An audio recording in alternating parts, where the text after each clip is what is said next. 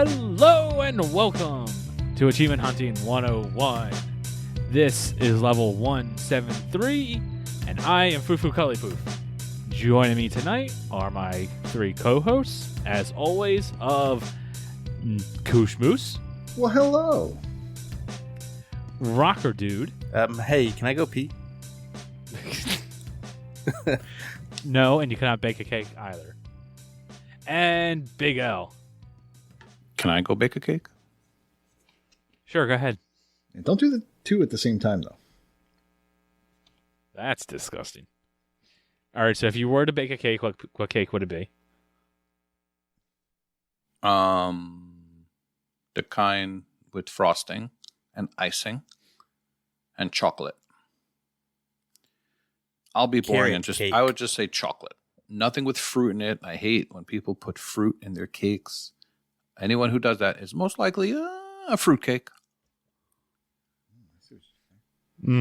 Nice. What about a strawberry shortcake? No, that's a fruit. Well, that's the fruit's on the outside, though. What about vegetables? I like a good carrot cake. As long as you don't put raisins in there. You monster. No, I'm not a serial killer. I have never had a carrot cake. You're raising my blood pressure. You're missing out. That. The best cake is actually a pie. So I would probably go with apple or I don't know, that strawberry. new Reese's pie. I was about to say I looked up this Reese's pie. Don't I was late. do that. It's Reese's. Well, Reese's. They sold out, and it's being sold for no $1,000. You're gonna get me mad, Corey. Well, you can Scalpers also got the pies. look up what is it? What's the other version of it that's not Reese's branded? Oh, I'm leaving. Don't say I'm gonna Russell walk out Stovers. right I now. hate Russell Stovers. No. What's wrong with Russell Stover? It's not branded though. It's like something silk pie. Oh, I've seen silk pies. Yeah. Those It's are basically all peanut butter right. and chocolate. I have but this no was idea like- what that is. Like, do you know what we're talking about when we say the Reese's pie? It's Oh, yeah. It's a legitimate Reese's cup as big as a pie. Which, how can that not be wrong? Reese's are If you say always Reese's good. again, I'm going to hit you in your penis. Stop it. It's Reese's. I think it's Learn how to silk read. pie. Reese's Pieces. And- are god tier pies. And it's also god tier not candy. called pop. It's soda. So please. Reese's are like god tier everything, except the coffee creamer. The coffee creamer was kind of eh. Oh my God. I hate you all. So they call it a Welcome to peanut the butter Food silk Cast. pie with and the best one has Reese's peanut butter in it. Wait. I can get behind that. Hold up. Yeah. Reese's peanut butter? Like, I Sure. can just go to the store and buy Reese's branded peanut butter. Absolutely, you can. Did you not know that you could do that?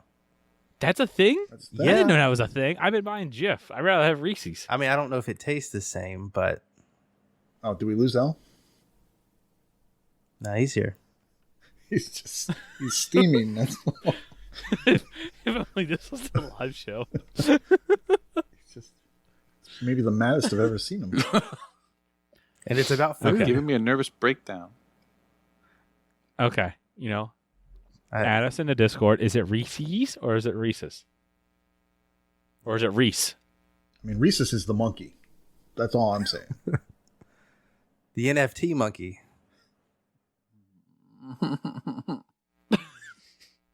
Oh, it sucks being a grammar Nazi. All right. That's enough food talk. Yeah, just At make least sure for you now. have you wash it down with some water. Dumbass. Warsh? What the heck is a warsh? No idea. Worcestershire Water. sauce. You know. Water. Warsh? Is that like a Boston trying to do like a Baltimore accent? It's Warsh. Let's get into our topic of discussion for this week. Let's talk about some games. But specifically, yesterday, as of recording, Xbox has turned 20. It is now older than half the Discord. And almost you. And almost me. But obviously with that being the big news for the week, we had to frame our topic of discussion around that. So the topic for this week is, with Xbox turning 20 this year, we want to reflect back on the console that has kept us going for so long. How has the Xbox impacted you or your gaming, or what is a memorable story from the past 2 decades with the console? And a couple of our patrons have answered that question. I'm going to go ahead and read the first one from Wild West 08. And he says, I got hooked on the Xbox through Halo LAN parties. It was so much fun playing hours upon hours of that. Growing up with GoldenEye and Perfect Dark, it was a natural fit. It hasn't stopped there with boosting BioShock, Gears, and many others. I have made a lot of good friends and acquaintances. I enjoy the Xbox community, even if I have come across a few bad eggs. He's probably talking about Knopf. One of the best communities has to be TA as I came over... Wait, the best community is TA. As I came over from the other site a long time ago. Achievement solutions, guides, boosting sessions has grown my love of all things Xbox. So I absolutely relate to your first sentence of getting hooked with Xbox through the Halo LAN parties. That was one of my... Yeah, that's probably my oldest memory of Xbox, and Halo is the reason why I bought an Xbox. I remember a couple of my friends having Xboxes, and before I had mine, we would get together at each other's houses. I remember my one friend, Zach, would not only bring his Xbox over, but his little TV over to my house, and my other friend would bring their Xbox over, and we would do System Link, and a couple of us would be in one room playing, a couple of us will be in the other room playing. That way we couldn't, screen snipe each other, and we'd be doing 4-on-4. It was such a good time. That and many other Halo sessions and parties, just through custom games, especially on Halo 3, where we still talk about it to this day with some of my friends, just all the fun and the laughs that we would have. And I'm sure everyone listening to this, and the three of you can chime in on this and will agree with me, but when he talks about how he's made a lot of good friends and acquaintances, this podcast is basically thanks to Xbox. Not necessarily, the obvious answer of achievement hunting is on Xbox only, so obviously this is an Xbox One, but we all met each other and became friends through the Z days. And now when their stuff was ending and we started ours, it was just a natural fit. If it wasn't for Xbox, this podcast and this community that we've built would not be a thing. Thanks, Bill Gates. Thanks, Bill Gates and The Rock. And The Rock, exactly. Which, The Rock looked funny with hair. Not back then. Right. Well, not back then, but I didn't know him back then. I know him now. And he's bald, and he looks funny with hair. What about you guys? Elle, what do you think? Well, I'm old. We know. And I got stories about the original Xbox before we even go into the wacky world of achievements. Yeah, so I was a PlayStation guy in that generation. Same. So, back in the what do you want to call it, like the CD-ROM era. So PlayStation 1 and then PlayStation 2. And I eventually wound up with an OG Xbox in 2002-ish.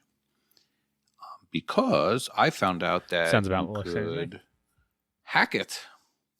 So I would go on a field trip with my friend. We would go to Rutgers University. We found some guy online, I guess, and he put all the emulators of old systems, and he put current games, and he put all kinds of good fun stuff on it. All you had to do was install your own hard drive, and you could put whatever you wanted on it.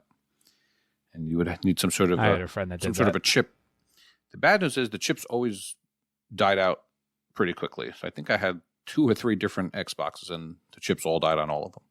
So yeah, that was gross. Yeah, rip indeed. I still have all of them, and they don't boot up, and I don't know why I keep them, but I do. So I personally think the OG Xbox was not that great.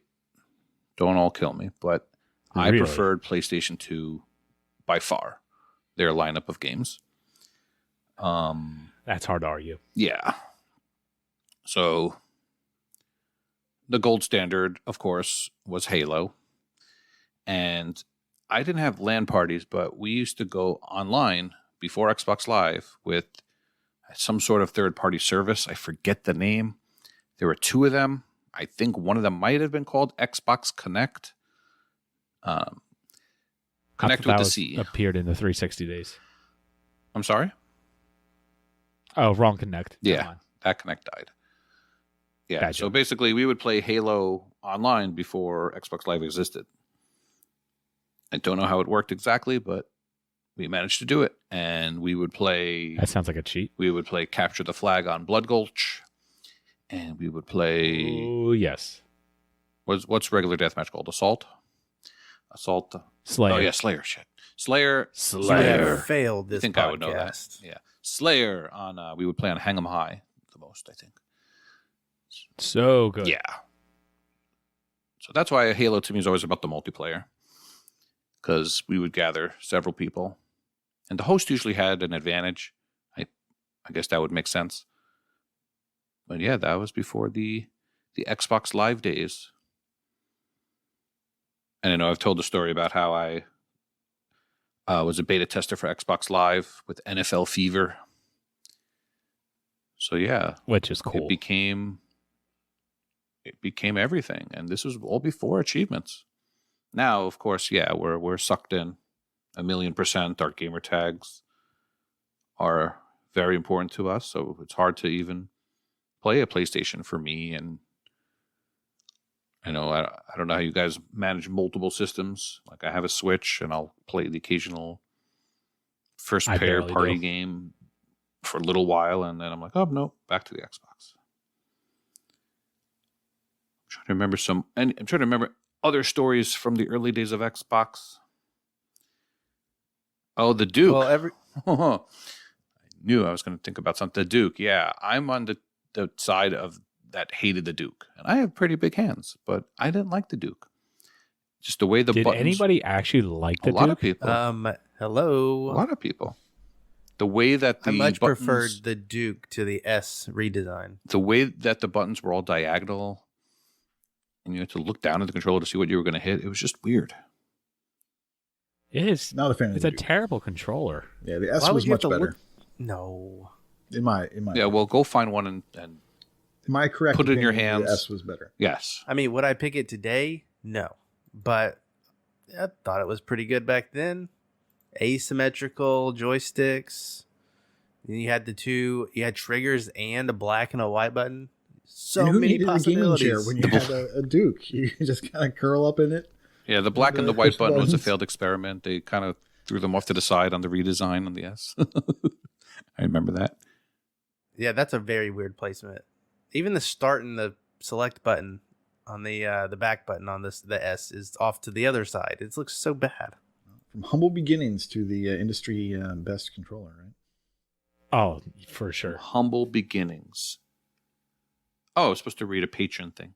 Hawkeye Barry says, I only played Nintendo systems from the NES all the way through the underrated GameCube. Look at him putting his 2 cents in. I didn't buy a Wii because I overall didn't like the direction Nintendo was going.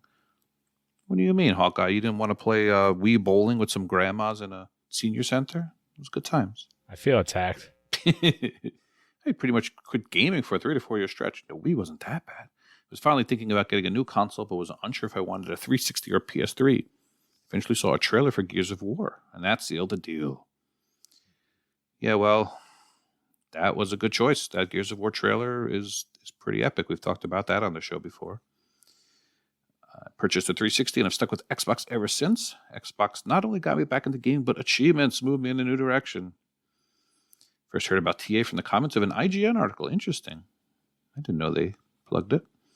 Found the site and loved it. Don't have any friends that play games, so the site was a great way to finally talk to people who felt the same way about gaming. Focusing on achievement has changed my gaming entirely and has thrown me down some rabbit holes because of it, like the AH101 Discord. Huh. You should check that out. It's pretty good. I've heard. Yeah, so I'm sure a lot of you are going to talk about achievements. I'll let someone else yap. But thanks for the comments, Hawkeye. I'm with you. We're all in that rabbit hole. Sure. Yeah, I'll go. So Mental Knight Nate. says, achievements ruined my life. And yeah, other than that, the Xbox is so cool. One of my favorite features on the Xbox 360 is the ability to see my game collection. This crisp, clean, bright images just do it for me better than any murky covered spines on a shelf ever could. To browse through all those playgrounds, so many of them calling you, hey, remember me? Finish me up. How about you try something different, like me? Such a cool feeling. I'm still not over it. The only change I would have wanted is to see all the games I owned, not just the installed ones. And the Xbox One fixed that oversight. Visual library is such a beautiful thing. So, thank you, Mental. For me, my gaming journey started with the Fairchild Channel F, which was apparently released 1 year after I was born. And so it's old.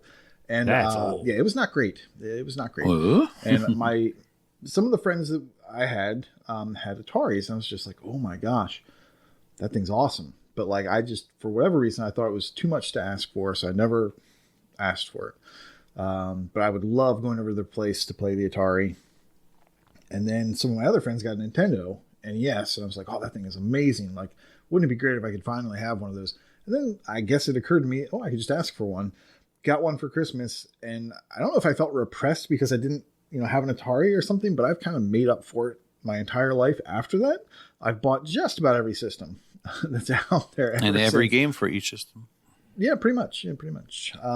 So I also, played PC games. So what did the Xbox mean to me? What did it do for me? Well, at the time that the Xbox came around, not a whole lot. Like we were all playing it in college. We were also playing PlayStation. We were also playing stuff on the Super Nintendo. So we were playing everything, just for Street Fighter this or Mortal Kombat that, or Super Mario World this, or Final Fantasy VII. We were just system hopping. And then after college, I got into World of Warcraft, and still hopping around from system to system, just for whatever game I wanted to play, and was really into World of Warcraft. And eventually, Xbox kind of broke me of that. Thankfully, I was able to get away from World of Warcraft, and then I found achievements, and I found achievement communities, and it got me away from World of Warcraft, which is pretty huge. So I have it to thank for that, and unfortunately, I focused all that, hyper, focusing on a thing to Xbox achievements. So maybe it's not great, but it got me off of World of Warcraft, and they're not doing so great right now. So yeah, that's what it means for me. I don't have any great stories. Like I was thinking, one random thought was everyone was getting red rings of death, and I felt like, well, what's wrong with me? I don't have a red ring of death. Like I guess I'm not. I guess I'm not a hardcore console gamer because I haven't earned my red ring of death tattoo yet. So never have actually.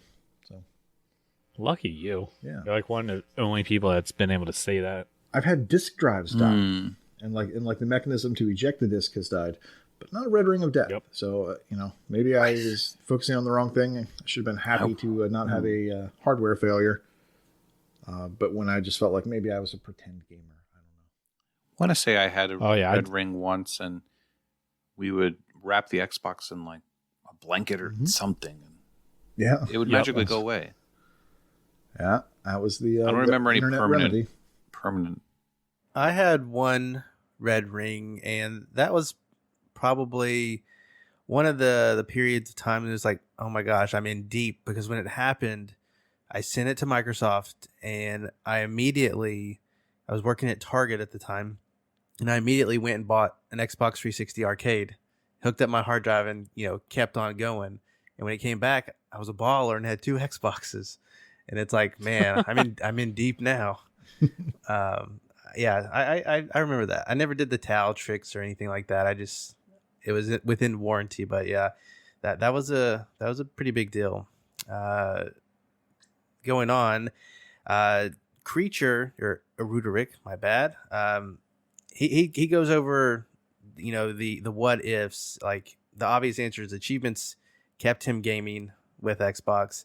And I can say the same thing for me. And he suspects that achievements are the reason he's played the variety that he's played. Again, I will echo that. Before, with the original Xbox, I would consider myself a bro gamer. I have very fond memories of staying up all night playing Counter-Strike Go, or I think it was just Counter-Strike, on the original Xbox with my friend. And it was not a lot of maps. It was maybe like lobbies of 8 or 12. And you got real good, and you just did that all night long. And I don't think I would have, experienced most of the games that I have because of achievement. So there is a kind of question of would I still be playing the game? I've played games all my life, really, up until the Xbox, so I don't know if that would have changed. However, I did take a big break, and for some reason I decided to get an Xbox One March after it came out. And, it's kind of hasn't stopped since. So I think I would still be playing, but I don't know if I would be playing the variety that I am today.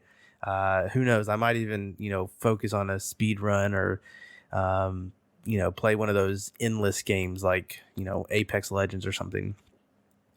But he goes on and to talk about some of the memories, with the Xbox in particular. And he remembers that his dad bought the first Xbox as a DVD player for his new flat, whatever that is, and to entice him and his brother to visit. I don't remember, like, I have a really bad memory for like some of these things I was trying to think of. I don't remember getting the Xbox, like specifically. I know I got it for Christmas the year that it came out. My mom told me that she went to Target and stood in line. She even got one of those like pre-order first day, like it was like a tripod cloth chair and it had the Xbox logo on it. And I used that for a long, long time. So I've been with Xbox since the beginning. But yeah, he goes on to say that he remembers buying a 360 a month after that came out. And he was looking for something to make a quick buck on it. So he paid it, that's how he got it, was somebody trying to make a quick buck. So he paid an extra £100, and then he did the LAN parties, and the 360 died in the middle of the night, and he went to the store to pick up a new one without hesitating, just like I did. He also recalls some of the newer things in the Xbox lifespan, the backwards compatibility announcements. He loves seeing those. I have bad news for you now, Ruderick. No more of those. No. And then he remembers every second of joy and suffering that these boxes, these plastic boxes that we game on every day bring throughout his, what he says, nerdy teenager years, all the way up to his even nerdier 30-something years. So, yeah, I share a lot of those feelings as you, bud. And yeah, I think it's pretty obvious to say that we wouldn't be here. I think that for me, I always went where my friends were. And when I have a really bad memory of why I wanted the original Xbox, but the 360 kind of came along at a time when, all my friends were playing those games a little bit after launch, and they brought them into school and stuff. And so that's when I started to get into that there, again, playing all night with the same friends. And then when it came to Xbox One, again, the people I was around, that's what they were playing. And I wanted to play with them. And it's continued that way. I don't play with them anymore, but now I play with, you guys. So that I always play where my friends are, because that's what matters more to me, I guess. Oh, yeah. Friends definitely drive where you're going to go. If all your friends are on PlayStation, you're going to get a PlayStation. If all your friends are on Xbox, you're probably going to get an Xbox. Probably a good Just thing, how too. it is. Because if I stayed with PlayStation, I'd probably be a weeb, because they have a lot of weeb games.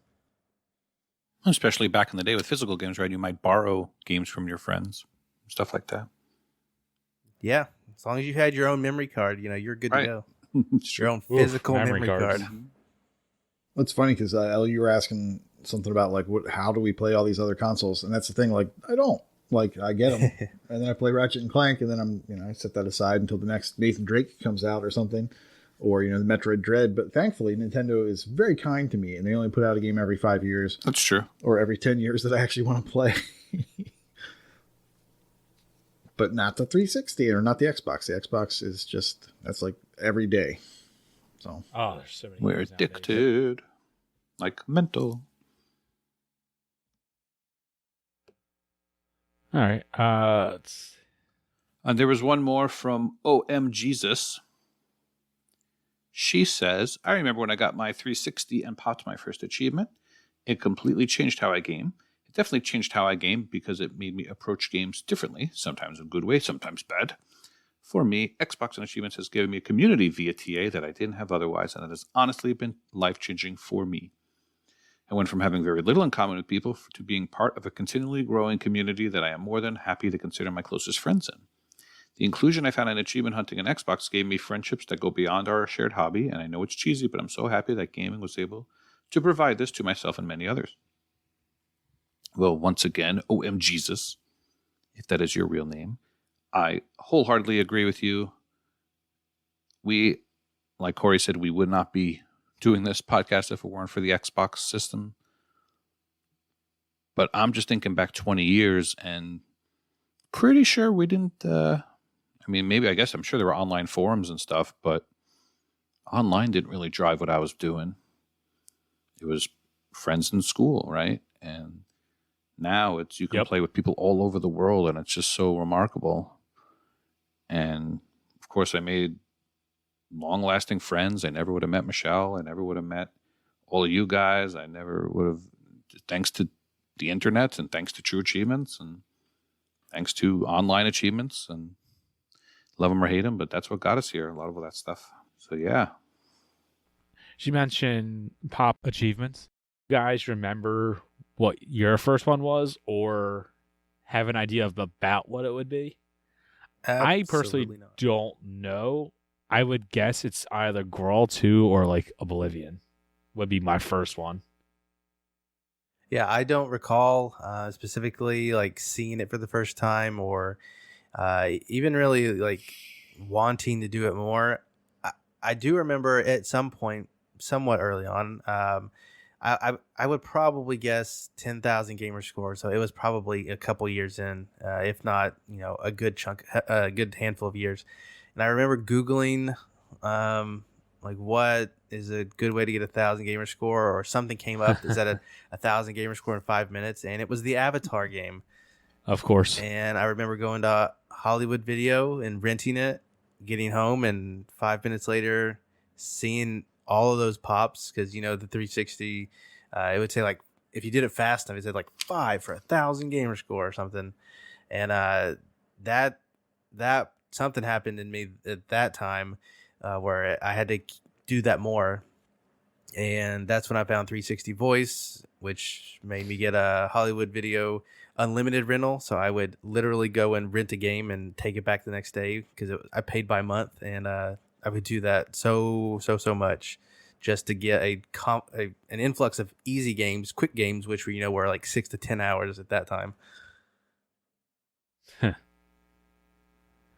Yeah, I remember my friend Zach, he got the 360 first. I think he might have even got it like day one, and then I wound up getting it for Christmas or something like that. And we were playing, once again, either Grawl or Call of Duty 3, I think that had achievements. I think that was for 360. I didn't get an achievement or doing whatever it was that unlocked the achievement. We would unlock an achievement and we'd see the achievement pop and go, what is this thing? What's an achievement? Like, what's gamer score? And trying to Google, go online and be like, and try to figure out, it's like, well, what is gamer score? Can I buy anything? Can I this? turn this? Can I turn these in for something? Can I exchange it for stuff in the games? And nope, it's just useless internet points. But it was cool getting the achievements. It's like, oh, this is neat. And I remember like comparing myself to my friends and then random people that I find online. It's just like, all right, what's your gamer score at? It's like, oh, man, you're at 50,000 gamer score? What? That's so high. Yeah, I mentioned how I had that change. At some point, I was balancing the two lives of Bro Gamer and Achievement Hunter. And I remember renting Hannah Montana. And at that point, like your Xbox, the dashboard, like you could see like your friends' like recent stuff. And I remember like just loading up a bunch of empty games afterwards. So I would push that down the list. and they eventually found it and they called me out on it. But yeah, that was weird times. Mine If is exactly what I thought it would have been, which is Cameo or Cameo, everyone's favorite on the Discord. That was my first achievement. And I don't remember, especially, being thrilled to see an achievement, or, I don't remember one way or the other. If I was upset or if I was happy or if I was addicted. Definitely wasn't addicted because my gamer score was super low. And I didn't really compare myself to anyone except for when I was playing World of Warcraft, and then I saw my friends, their gamer score was higher than mine. I was like, well, that's weird. Like they've got like 30 and 40 and I've got like 8,000. So let me just fix that. And then, here we are today. Nice. My first one, according to TA, was in Street Fighter 2. It's called I Got Next. It's for playing a match in the online quarter mode, which, of course, for us olds, I mean, I assume you guys know that arcade games used to take these things called quarters. Before. No, what's there's that? a coin shortage. Oh, right. Oh, man. Yeah, I guess I have another story about my son, but I was explaining to him how you would put a quarter up when you were next, and that's how you would know you were next, if your quarter was up there. And now if you go to the arcades, they still have arcade machines, but you just put in the fancy little David Buster's card or something like that, and you don't got to deal with real I got a money. wristwatch for Dave and Buster's. What? They have wristwatches? Yeah, it's like a. It's like a Disney I mean, it's thing. not like a watch. Right. It's like It's a band. Oh, no. it's like a band, and you just hold your wrist up to the Yeah, game. I haven't and seen just that. play it. Band. No, we have the card, and you put the card Yeah, in, you get and cards at Chuck E. Cheese now. and then the card also keeps track of how many Yeah, tickets you have, so you don't even get physical tickets. Also, the tickets just go on there. yeah, that's no fun. E-tickets. Yeah. Then how are you supposed to steal tickets from kids? I know, and I would always very Or the slowly machine. pull them out of the machine. Yeah. So you get like Yes. an extra. Try to get it to rip an extra ticket in. Yep. Yeah. I always liked when you go to Jeepers or Chuck E. Cheese or whatever, and they had like the basketball hoop that was shaped like a shoe. And when you finally got tall enough, you can just kind of put your hand in there and just wave it in front of the sensor, and you just get like all the tickets in the machine. Did you say that there's a place called Jeepers? I've never heard of that. I think that's a local thing. Did anyone else do the real confession time here? Did anyone else drill a hole in a quarter and put some fishing wire on that? No. And then you didn't do that trick? I did that trick. Or I tried to. I Never worked. never did that. That's amazing. Tried That's like Didn't actually work. that involves effort. I would never do that. But I am cheap, Well, so I now tried I it. wish I did. Didn't work. Oh, it didn't work? No, Yeah, it like did not after it work. gets past a certain point, like Yes. a lever goes down and you Yeah. can't get it Well, back. I think I didn't use fishing wire. I think I used twine or jute. Oh, and it was God. too thick, so I think it stopped before it got in there, which probably kept me from going to prison. So that's good. Yeah, I heard about that trick. I never did it. I was always too lazy to do it. I'm sure it was just a funny thing in a book or a movie or something. I think it was actually like working. in a movie. Yeah, they would have a knife that would come down, and just in case anybody like you were to try to do that trick. But yeah, I think that'll do it for We that totally, topic. Unless anybody else has anything they want to add. Totally went somewhere else with it. Well, I will add that this all came from the 20th anniversary, and they had their little event where they announced the last and final batch of backwards compatible titles. I think there's like 70 that got FPS boosts and things like that. 76. And then you have something about that? I do. I missed that was the last batch. Did they say that? You have to read. Yeah. Oh, It's well, the that's why I final didn't I see Yeah. was it. going to say, That's I sad, wish, and that's really dumb. I wish instead of 76 games, they did the weekly thing for another year. I think it would have been more fun that way. Just drip feed you. Yeah. Yeah, 5 a What week. they said, Kenny, was that it's the last and final batch due to licensing and other issues. So, assumedly, they've already done the research, and they cannot get any more because Assumedly. of something. Is that a word? Anyway, It is now. One of my favorite parts was that they announced a 6-part documentary series about Xbox, and I'm a sucker for video game documentaries, and so I can't wait to see that. That comes out next month. Yeah, that's gonna be awesome. I'm definitely gonna watch that. Yeah, and then of course there's Halo, but yeah. Then there's Halo. Stupid Halo's got to go on Paramount. Now I got to get a subscription for that. Do you though? I mean, you can come visit New York, but it's like $5 a month for Paramount. Oh no, that's Peacock. Oh, is that I think all? it's That's 7, Peacock, never but mind. yeah. You just wait for the whole season to be over, and then you go spend your $5. Yeah, Or whatever. that's you get a totally trial. right, You get a trial for That's free. true. I did that for Paw Patrol, and then here Stop 2 months it. later we still have Paramount. But I like Paramount. Oh, they're still I thought putting Oh, I new saw episodes? Clifford on it. 15 It was banger. No, this was the movie. Clifford new was a movie. banger. I was just about to say, okay, how was the Clifford movie? Because I love It was Clifford. Are we way going better there than on I this thought it was going to be. podcast? So it was like a 3 out of 10. It was better than Angry Birds movie. Stop it. That's it. We're dropping gloves today. Reese's. Reese's. That's fine. Just don't. Speaking You could say ill Reese's. of Just Angry don't Birds. disparage Angry Birds. Greatest movie of all time. Corey, did you see Jesus. the High Score documentary on Netflix? Yes, loved it. Okay. Yeah. Okay. Like I've seen several, so I Are don't know there if I'm getting them mixed up. There's one on is that- Paramount, is that but I the haven't one- seen it. No, I'm thinking of Console You're thinking Wars. of King of There's another one Kong. called Console Wars. King of Kong's That's different. old. Okay. It is old, and I love King of Kong. But Console Wars was about the Nintendo Sega era, and Xbox kind of reminds me of Sega. Like they were the cool ones. Maybe that's why I wanted an Xbox. I think that's why I wanted an Xbox. They were cool. For what? Sega was cool. Yeah, Sega was what Nintendo don't. Yeah, I never understood that. The whole blast processing for Sonic, but if you played Sonic like that, you died every time. You had to slow down and to see where you're going. Damn you, Sonic. All right, we're off on a tangent. Thank you for the question. I think Michelle thought of the idea to ask that. So thank you, Michelle. Yes. And for all the people in the patron Perfect. room, make sure you read the rules. Corey said to use the patron link. A lot of you started spitting your answers in the Discord, and there were some good ones. But we took the ones that were posted to Patreon. And They get lost in the Discord. Yeah. There's too much conversations going on. in yeah. there. And also, we'd be reading stuff for an hour. Yeah, we we That tend too. to streamline things and have very short podcasts. Yeah. Yep. So don't do that Yeah. to us. Who needs a rabbit trail, right? It's not like we need to take the first 10 minutes and talk about something stupid like Reese's. Nope. All right, nothing out now.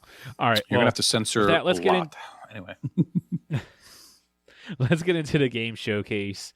I've literally only been playing Hades and Forza, so instead of rehashing that stuff, let's go to Corey first. I want to hear about Grand Theft Auto. Oh shit! Here we go again. So I Yeah. picked. Actually, He's been waiting for that. I have. He has. Yeah. So actually, I played a good 3 good games that I'll probably get 2 of them out during this show. But the main one was Grand Theft Auto San Andreas Definitive Edition. It came out on Game Pass. You could have bought it as part of the trilogy for $60. And boy, oh boy, if you paid money for this, you might be mad. I have seen a lot of crap on Twitter about this game. All right. So again, memory is very bad. I know I played part of San Andreas at some point in my life.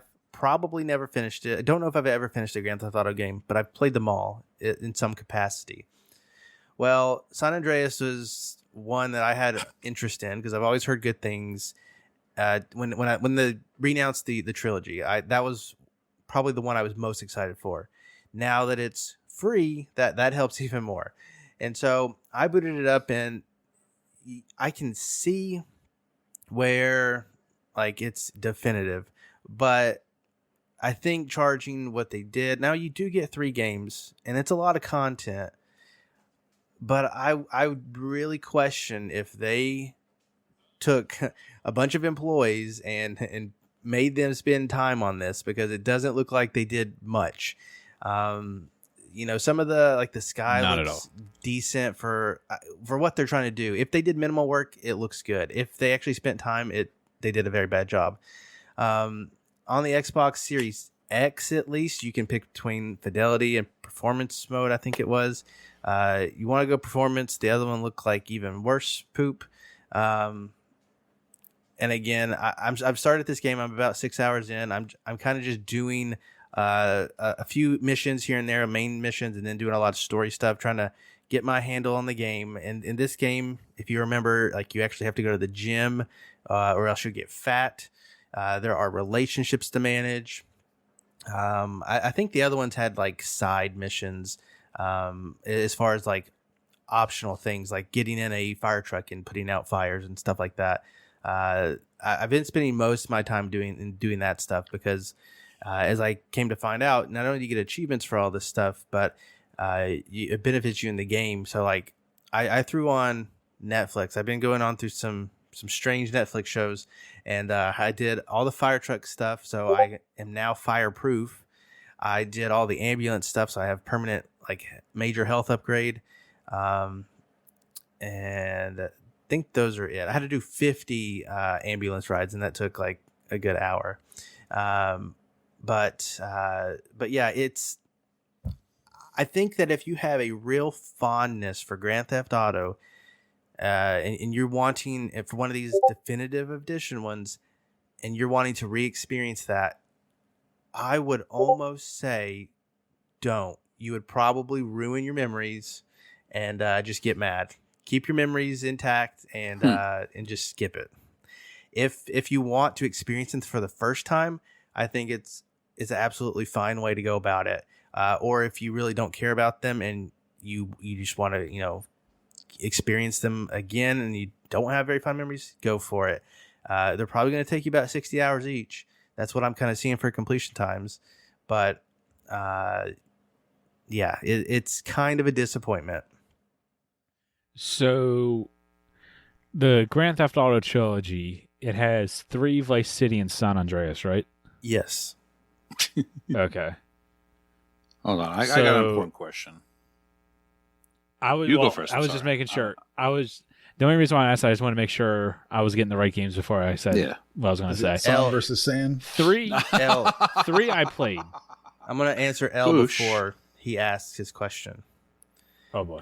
I turn off the radio every time I get in the car. What? What? I'm watching Netflix. That wasn't even my question, What? but you're banned from the podcast. Oh my gosh. How do you turn the radio off? Well, wait a minute. That wait a is, minute. Like Wait one a of the minute. best parts of What is it Grand like Theft being Auto. wrong Comes over so my much show. when you play that game? Now, I've never played San Andreas, but I assume it's more of the hip hop variety because Vice City. That brings me to another point. Yeah, Oh, here we go. I was thinking this when I played it, and I know Red Dead Redemption 2 and Grand Theft Auto has been on Game Pass for very short stints, but I've never played them because I own them in other capacities. This as soon as you load it up, it is East Coast gangster stuff going on. I don't know how they got this in Game Pass because kids have Game Pass. I mean, I guess there's parental filters, but I think you could still set parental controls where you can't download rated M games or something probably, but it is just off the chain with the F-bombs and That's what the kids say. the racial slurs that I can't say. I would say back then GTA was more about shock as well. Right? They tried to shock you with things. Well, maybe some of do it that is today. shocking. Some of it is hilarious if Yes. you go into it with a just an open mind. And some of the missions are just real trivial. It's yo, you had to go through the drive-through. I think that's a pretty said yo. pretty I was just going to say, I love that he said yo. He was about to do an accent. I want to And he's hear just it. no, I'm not going to do that. Yeah. Yo, There's get off some of my missions- property, yo. Yo, son.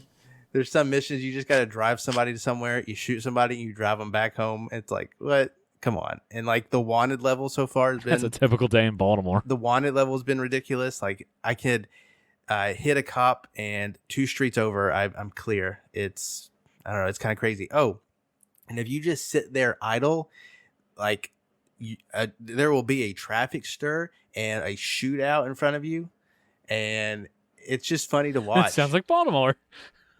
And I've seen people shrink into the sidewalks, people float above tables that they're sitting on. It's been all over the place, but with, so why do you turn off the radio again? Because I'm watching Netflix. That's why. I multitask when I game. I can't just focus on you multitask by playing Grand Theft Auto and listening to the radio. Right. I think that's how you multitask in this game. It I makes have the game so much ADD. better. I can't do it. Because then you also hear the sound of the game. Well, I can listen to CJ talk to Big Sweet and also watch Tennessee pickers look for Tell junk. me you're white without telling me you're white. I just want you to read off the cast of characters. That's amazing. You watch a CJ on Baywatch. That wasn't even the question I was going to ask you, actually. What was the question? I don't even know what my question was now. Was fascinated by the whole concept of going to the gym and getting fat. So if you get fat, what happens? You like run around and get tired in 2 seconds and like you get pulled over. I guess I'm not experiencing that. I would love to I'm know. going to the gym. I'm experimenting with all of the different. Are there equipments. achievements for all these for dating and these things? There is. There's achievement for 100% of the game. Oh, here's one of the best parts. 100% the game, so you got to do everything. Then you start a new file, and that achievement is ... Here we go again. It's really fun. That's so good. But there is an achievement for getting like the maximum weight or the maximum fatness or something. So it kind of works. You have a save system. Now I gotta look that so up. You can do multiple save slots. So I'm just going to go to an earlier one that I have when the time comes that I want to get fat, and I'll just get fat over there, and then I'll tell you. But I do think, you run out of breath probably. Oh, and I know you've mentioned it before. Related, there is an achievement for drowning in this game. So just touching water. Yeah. Well, this one you swim, but is this the first one? Okay. This one you can drown. Yeah. I didn't get too far into that one. I when it first remember- came out. I remember playing it. That but actually- not too far. That actually It's pissed been me really off in tough. Vice City, just touching the water and dying. Yeah, that. It's been really I tough really because want- I don't expect it to last a long time in Game Pass. It's not going to be one that I'm going to blitz through in 2 weeks. So I am playing it like in smaller chunks. But at the same time, I have Riders Republic and Forza Horizon just dropped, and Halo, and there are other indie games that are good. Like there's just so much stuff coming out right now, and it is tough. But I remember. I'm going to try to keep chipping along, and I said the same thing with Riders Republic, and I haven't been back, so I'm sure this will go swimmingly. No pun intended.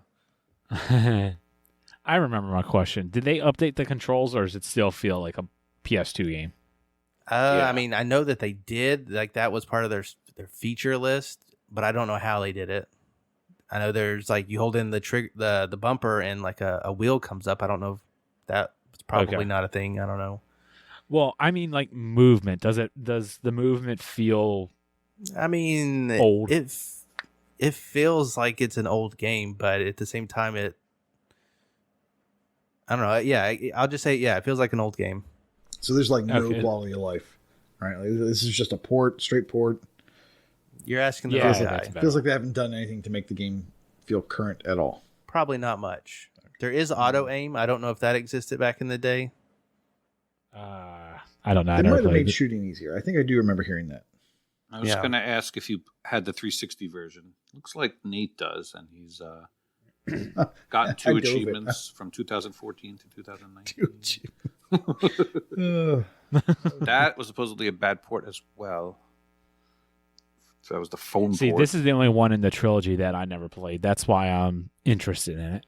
I think that you should, because you haven't played it. Right now, it has 24 completions. It's worth 33,000 TA. Wow. 70,000 starters. Nice. People wanted it. People played I it. can't believe there's people. Well, I don't know why I say there's. I can't believe that people have already completed it. I should.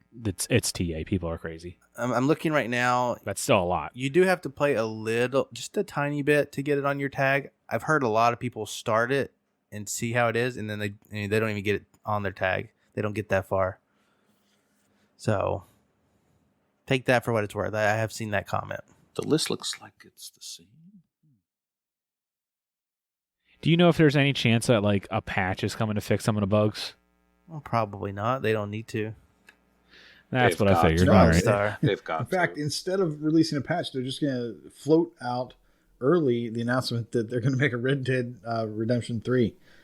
So Now, Nate, when you play Red Dead Let's forget Redemption, about it. what radio station do you listen to? I listen to Nay Amish Paradise. Nay Radio. Actually, I haven't played enough of RDR, so I need to go back. Hey, Rockstar. Now you need the remaster Red Dead Revolver. It was on the backwards compatible Bring list. I thought Nate would be that excited up. about that. I do need to download it so I can stream it. Ooh. Force Mental to watch it. And Kenny, when you have a LAN party, is that Xboxes or Xboxies? Xboxes. I'm not Oh, crazy. Xbox Eye. God, I hate you all. All right. Let's go on to the next game. Nate, what you got? Sure. Well, in keeping with the tradition or the theme of people questioning the way we pronounce the name of the game, Waka, tell me if I'm wrong. The game I played is Roki or Rocky or I'm not sure how I would pronounce that wrong. But There's it an looks to umlaut. me like Roki. What is that? Now, this is a game Roiki. that I knew about a whole 2 weeks ago when we talked This is a about it, Nate or when game. it Oh first my showed up in the gosh. research list for coming real soon, and that was episode 169. Let me tell you about Roki. I love this game. Whoa. We know. We see the art style. Oh my We know God. you love this game. You look at the thing, you know that I like the art style, and I think I mentioned this back in 169. Is that this looks like a game made for me because it looked like a cross Oh, yeah. between Rhyme and just another game that I would love, right? So I was like, oh, I definitely need to check this out. So thankfully, Eco. we grouped up and we did that 20th anniversary quiz, and I got some Xbox bucks out of it that, you know, they'll go towards gear, but whatever. I pretended like it was real money. So went ahead and bought this. Didn't feel bad about buying a new game. And my gosh, it's awesome. So what is Roki? Roki is, they call it adventure on TA. They label it as adventure, and it makes sense. But it really, I was thinking it was, just by looking at the screenshots and a little bit of trailers, I thought that it was Rhyme mixed with Limbo. Right? It looked like one of these games that are coming out like Planet of Lana. Like really looking forward to that in 2027 or whenever that thing is going to come out. But it's not that. This is more of a kind of like a point and click adventure game a la the original King's Quest, like on PC. So this is That's a mashup. yeah.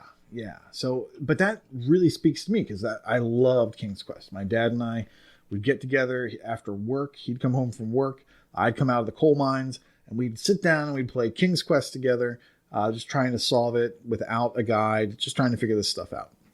And that's what this game reminds me of. That's the quick of it. It is Scandinavian in nature. It takes place in a Scandinavian wilderness and Scandinavian mythology, which is why Waka will tell me that I'm murdering pronunciations. It's like I said, it's basically a point and click.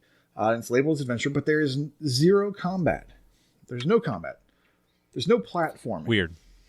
There's no Really? skill involved in this game. Okay, so you're not going to be timed to do anything. You're not going to have to make weird jumps or anything like that, or have to deal with finicky controls. And like I said, you're not going to kill anything. So as far as the adventure component goes, that's missing. But it's not as simple as a point and click where you're just kind of, okay, I'll go do this, I'll go do that. There's a lot of exploration involved.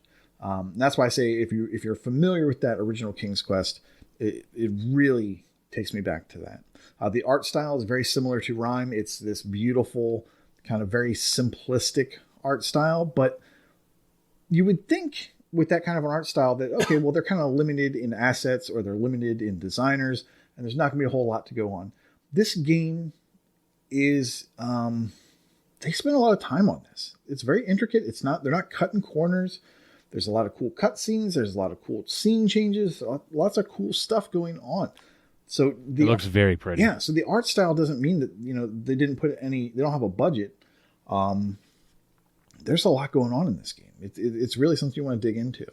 When I first started playing, it seemed very basic.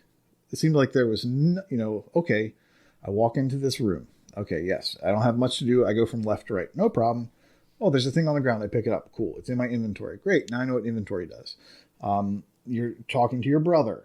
And, my brother, his doll is broken and he's very sad. In order to progress to the next room, I need to fix that doll.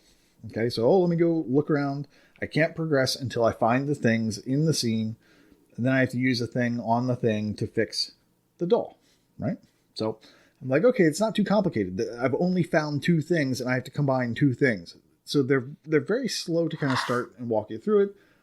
The puzzles seem kind of simplistic at first.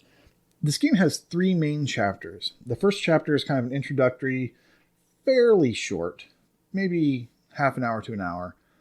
The second chapter is where you're going to spend the bulk of your time. I've spent hours in the second chapter because it just really opens up.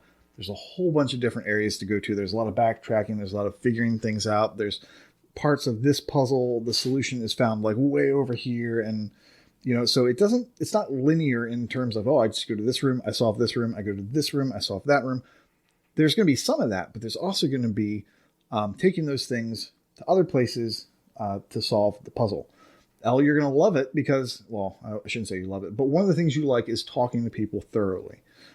Yes. You will get clues by talking to NPCs, and you'll get more clues by talking to them more. So you may talk to them once, they'll tell you one thing. If you talk to them again, they'll tell you just a little bit more information. If you go do something, you come back, talk to them a third time, they'll give you even more information. You don't have to write this down. It's written down in a journal for you. You can go back and look at all that stuff and scroll through it, and it kind of helps you to find, number one, combinations that you have to enter, or lists of regents that you have to collect. Those sorts of things are already cataloged for you in the logbook, and it's very interesting. Interestingly, you mentioned King's Quest. Yes. In the documentary I was just talking about, High Score, one of the episodes was about role-playing games. Mm-hmm. And Roberta Williams was heavily featured. And her and her husband, Ken Williams, who did all those Sierra games. Yeah. Yeah, good old Sierra games. Mm-hmm. You should sue Larry, baby. Okay, so now for the bad things. Uh-oh. There are bad things. There are a few missables. One of the achievements is for looking at 50 items. So picking up these collectibles, looking at them in your journal, and some of them have points of no return.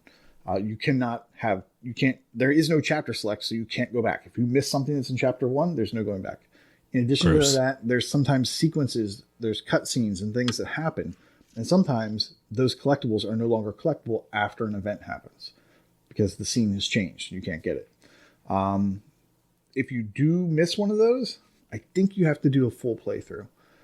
So that is not great for everyone. I don't care. The game is so good. The game is so good that I have gotten beyond that, and it doesn't bother me at all.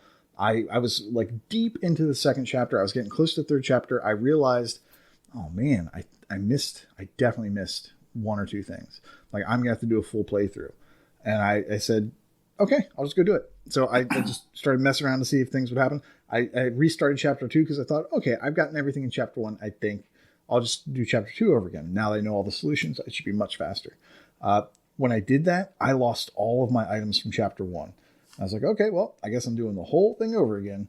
So I played it over from beginning last night, and I am so in love with this game that I thought about doing a walkthrough for it.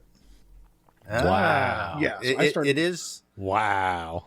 based Yeah. off what you're saying. It seems to be criminally underplayed. Yes. There's 54 starts. There's 2 completions. And I think there's a couple Oh, people wow. that No are one near knows the about end, this. but then they probably hit that, oh, I missed a thing and I have to go do the whole thing again. And then they probably said not worth it. So because of that, it's inspired me to basically create a, not a walkthrough, because my gosh, I asked on the Discord, that seems involved. It's way more work than I want to put in. But what I'm going to do is do the research and put together a like a wireframe saying, hey, this is what you need to make sure you've done before you move on. Or else, like, this is a point of no return. This is a point of no return. And just put those things together and say, this is kind of like a, if you've hit this point, you're okay. If you're about to move on to this point, make sure you have this. And so that's kind of the signposting that I want to do and just post. And maybe that will make people more likely to play this game, experience it, and see if it's for them. But yeah. And then I guess one other small grievance. If you have to play it a second time, there's no ability to skip dialogue. There's no ability to speed it up. You just kind of have to wait it out and let it go. But like I said, this game is made for me. I love the art style. I love the story they're telling. I love the exploration and the puzzles. It is awesome. And that is How long is it? so. I was at about Get your 5 mind out of the hours. gutter. I was about 5 hours, and I was close to the end of chapter 2. From everything I've seen online, chapter 2 is the longest. Chapter 3, I would assume, is probably another hour or 2, maybe. So I would say probably about 8 to 10. I have spent 9.5 because I went through probably 70% of the game and then went back. 70 or 80% of the game, and then I went back to just kind of do the whole thing. I kind of sped through it. So I'm at 9.5 right now. But So you went back to get your missables. I went back to get my missables, to do it over from the start, and I was basically flying through things. I was not exploring like I was before. And there's no chance and that you might beat the game and find out that you can chapter select? No, there's no chance of that.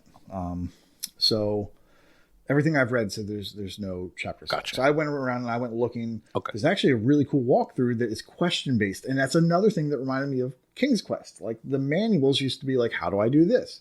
Like, it wasn't a walkthrough. It was like a guide for like, how do I get the thing out of the well? And then you have like one line that you cross off, and it gives you a hint. And then you cross off the second line. It's the next level. Universal of the game. hint Like, guide, yeah.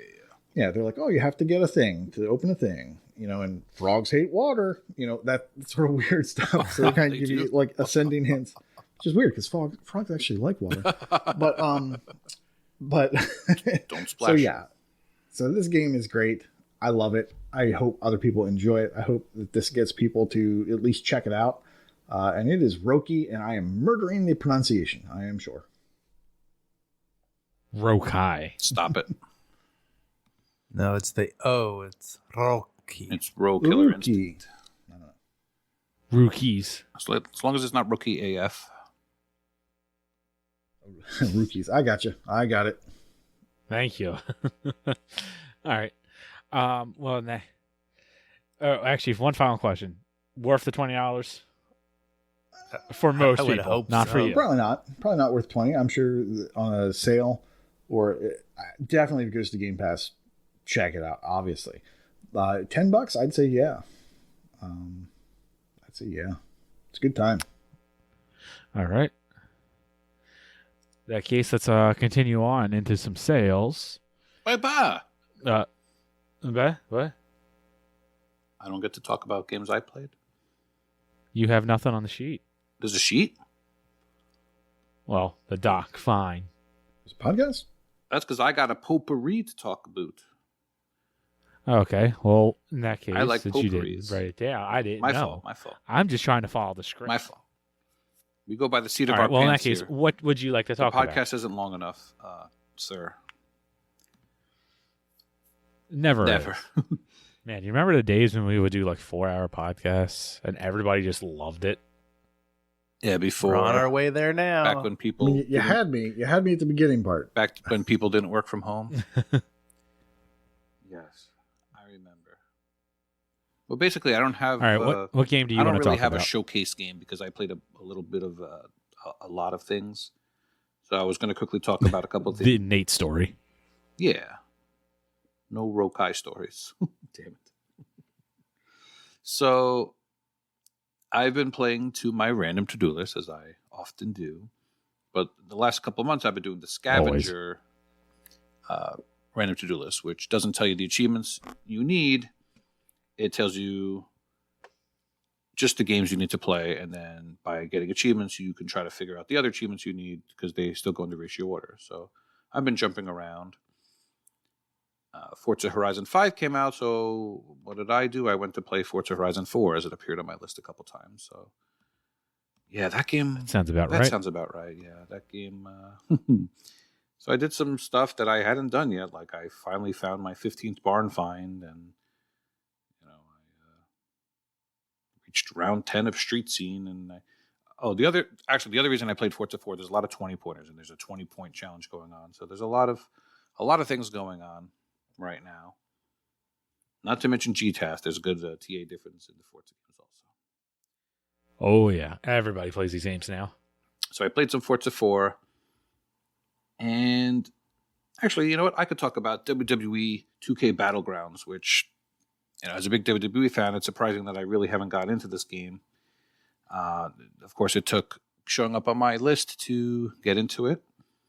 So I finally did. Sounds about like a normal L thing to do. I got it last holiday season, and here I am. So it's pretty funny since I know you guys don't follow wrestling, but there have been a lot of releases lately, which basically is a way of saying they got fired. So a lot of wrestlers have gotten let go lately. So the roster is hilariously out of date. A lot of guys are not there anymore. So there's that. Come on, Jables, update that. Yeah, Jables. Every time there's a new batch of people getting released, there's a meme about 2K22 devs saying, what's going on? They've actually had to delay the game because of these things multiple times. Oof. Yeah. So, the game is not like the 2K normal series. It's more arcadey, like the WWE All-Star games or the WrestleMania the arcade games. It's just arcade, exaggerated-looking guys.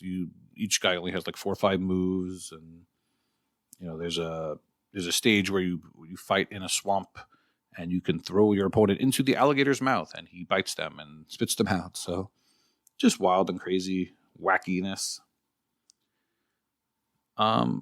It was pretty panned. Like, I don't hate it. I don't love it.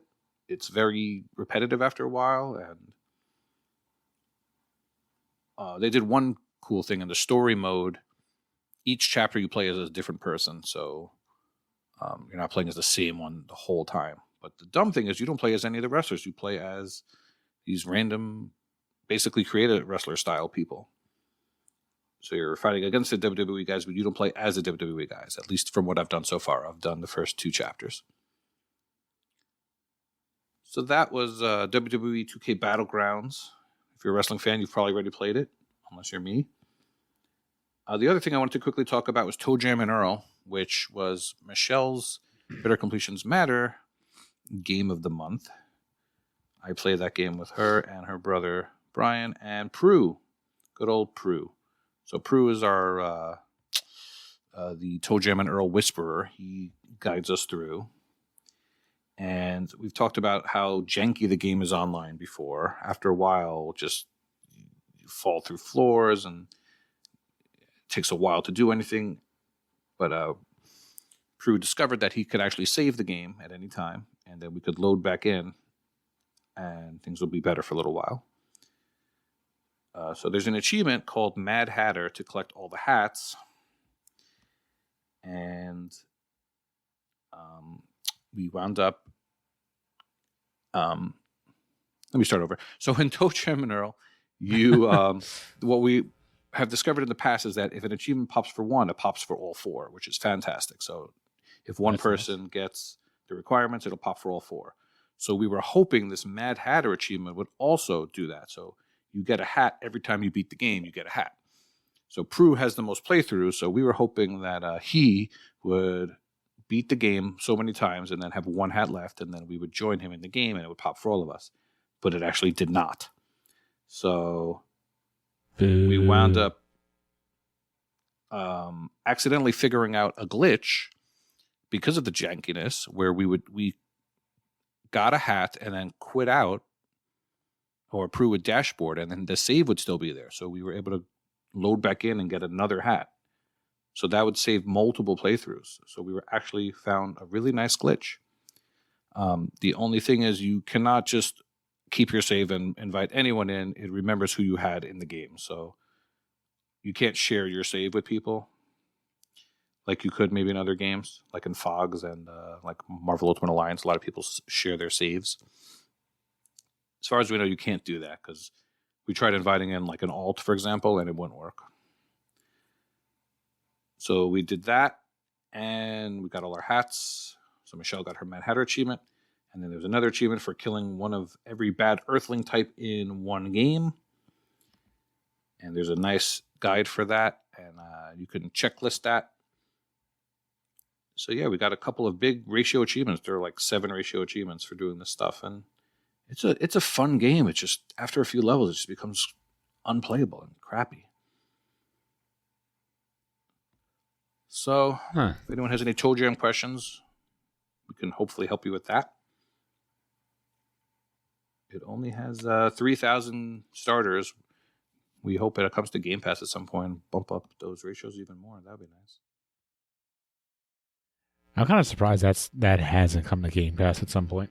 It really should, because Sega, Streets of Rage 4 is on there. Some other stuff like that. Yeah, Fogs, speaking of Fogs came up on my list, so I played another level with my daughter. It's been quite a while, so like I've said in the past, that's a great game to play with the young one. You get to watch their minds go. Say, how do you solve this? And you try to let them figure it out before showing them what to do. So there's another game I want to talk about. And have them get the achievement. I'm sorry, Kenny? And while they're playing Fogs, you jump in, have them get the achievements for you. No. Trying to say my 8-year-old daughter carries me in games? Yes, she does. So I wasn't going to say that, but okay. You could say it. Yeah, there's another game I've been playing that I hope to complete before next week so I could have a good showcase game that's not a baby game. I guess I'll say it now. It's Save the Ninja Clan. Yeah, that game is way too hard for me, but I hope to have it complete by next week. Good luck. Yeah. I'm working on it. All right. Sorry to yap for a while. On to the sales. Well, that's what this point is. It's the point of this part. The part of the point is the point of the part. Something like that. It's late. It's like Nate, just say thanks for asking and talk to us. Thanks for asking. There you go. Yeah. Now it's time for sales. Oh, well, thanks for asking again. So going by the sheet here, oh boy, here we go. Recommending sales. I'm going to say Creeks. Creeks is $7 down from $20. It's a puzzle. It's from the same dev and the same style as Machinarium. And it's 5 to 6 hours. It's no walkthrough on TA, but walkthroughs can be found. This is definitely, a point-and-click adventure, fun puzzle thing. So if that doesn't sound good to you, move on to It Came from Space and 8 Our Brains. It's $3.74. What a title. Yes, it's a fantastic title. Down from 15, so the traditional $3.74 down from 15. This is a shoot 'em up, shmup. And in looking through the achievement list, it has difficulty-based achievements, which is always something that people tend to be wary of. Supposedly, they're easier with co-op. And I thought that the solution said local co-op. I went to Co-Optimus, and it says that the Xbox version does not have local co-op, but that it does have online co-op. So I have no idea what's going on. But I like my shmups, and I don't have friends, so I play them solo anyway. So yeah, $3.74. That is a bright and dark game. Cannot beat that price. And it looks interesting. So I can't say I'm a fan of the lowercase. Right? Words. Yeah. Every it looks terrible. Case of each first letter in every word is all lower. It's weird. Yeah. And finally, a game we have talked about before, Shady Part of Me. It is $5.24 down from $15, and it is the genre that doesn't exist, but shadow platform puzzler. That needs to be a thing in my life, because that would categorize a lot of the games I like. It's the other art style that and gameplay that Nate absolutely loves. The second art style that is near and dear to my heart. Shady Part of Me, check it out. It's a shadow platform puzzler where you control both a girl and a shadow. Oh, yeah. And it's cool. You take turns doing that. So good times. All right. Well, let's get into the Game Pass. We've had a bunch of games that have dropped or have been announced today, as in while you are listening to this. 2 games that are now available through EA Play: Dead Space and Dragon Age Origins. These are both now available through the cloud. November 17th is Next Space Rebels on the cloud, console, and PC. November 18th is XO1, Fate Tactics, My Friend Pedro, heck yes, and Undungeon. All of those are cloud, console, and PC. November 23rd is Deer Simulator, your average everyday deer game, which is cloud, console, and PC. Mortal Shell Enhanced Edition, cloud, console, and PC. And then November 30th is Evil Genius 2 World Domination, coming to cloud, console, and PC. So a couple of winners in there. I'm very much happy to have My Friend Pedro back. I did not get a chance to complete that game while I was there before. Yeah, I have some bad news, Kenny. Oh, no. You're not going to have time to complete it again. I know I'm not. There's too many damn games right now. S ranks are tough, and they keep just dumping games in Game Pass. But okay, when I say complete, I'm not. I'm not trying to get the S ranks. I know I'm not that good. I don't have the patience to get that good to be able to do it. I just mean play it so I'm satisfied. You just want to schmoke-pleat it. Yes. I just made that up. I know you did. What? Hey, did you guys see that Flasco Man had an update? Don't care. Yeah. Well, what do you mean you don't care? We're talking about real games. So now you get to spend 10 minutes instead of 5 in it? if you're lucky, double the length of the game, yeah. And with G-Task around, people were wondering if anybody would jump on it right away. Inferno did. Nope. It's at 28,000 TA right now. We'll see what the decay brings. Yeah, I'll learn that. Evil Genius 2. That looks fun. Makes no sense. That looks like dumb fun. That's very much a kind of game. All right. And then we're also losing some games. On November 30th, we are losing Call of the Sea, FIFA 19, Football Manager 2021, Football Manager 2021, the Xbox edition, Haven, Hello Neighbor, how's this one? Morkred? Yep. Morkred? Okay, cool. And VA-11 Hall-A Cyberpunk Bartender Action on the PC. All the other stuff is cloud, console, and PC. So that other game is like in San Andreas, when you take down the other gang members, you get more cred. What game? Yo. That was some excellent wordplay, my friend. And then also on December good 8th, we are losing Destiny 2 Beyond Light on the cloud and console. They were missing it. Yeah. I am sure there's at least one person listening that will care about that. I'm definitely not one of them. All right, but with that, let's get to coming real soon. Corey, you have the first game. This is timely. So this is That's actually dropped today. Coming already out. So by the time you hear it, this game will be out because Is it out? Oh my gosh. I'm out a week and I can't talk. It's not so easy now, is it? It came out today that I'm talking about, and I just scanned into TA, and I'm the first person to complete it. It's called Hey, yeah, it's called A Short Hike, and it was not really on. was a short hike. It was not on the radar last week, so I didn't. I probably would have picked it because I've heard about it before, but it popped up like yesterday, I think, and I was able to get a copy, so I got it. I played it and I completed it, and it says that I've done it in just over 5 hours, and that's probably true. This is a short game. You can probably complete it Kenny style in 2 to 3 hours, depending on your platforming skills. And if you want to complete it, not probably 2 or 3 to marry on. if you wanted to complete the whole thing, 5 to 6 hours is probably going to be where the estimate lies, unless there's a guide.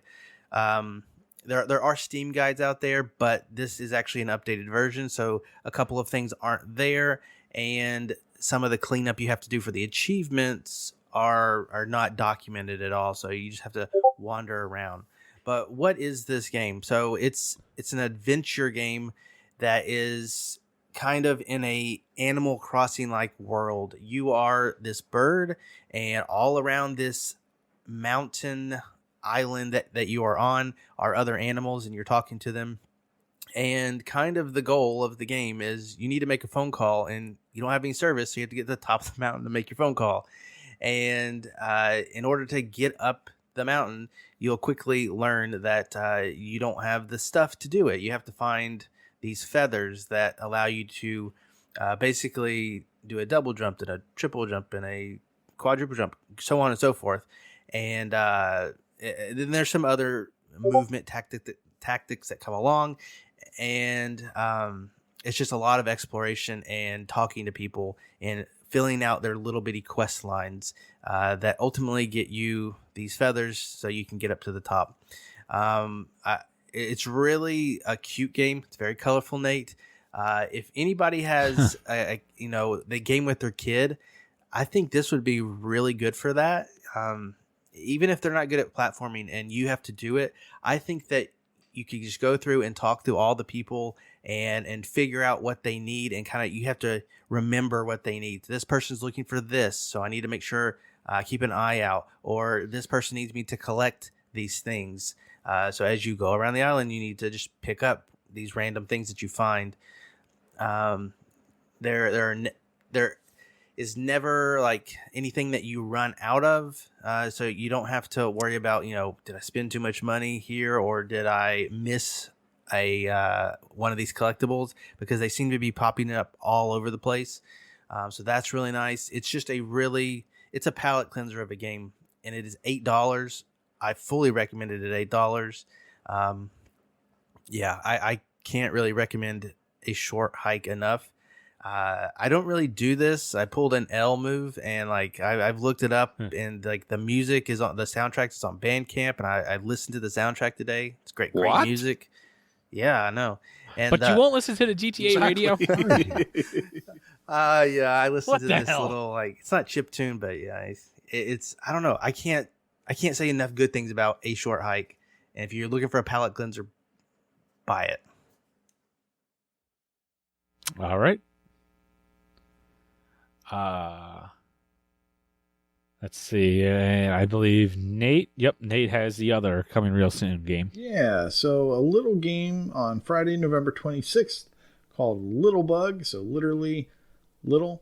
It is a bittersweet adventure platformer where you coordinate two playable characters to share a physics-based swinging mechanic in real time. Naya can walk and pick up items, while her spirit light can fly and explore dark areas. Collectibles open up new challenge levels, so you get more levels if you find them collectibles. And apparently, in researching, there's about 3 hours of gameplay. I assume that would include the challenging levels.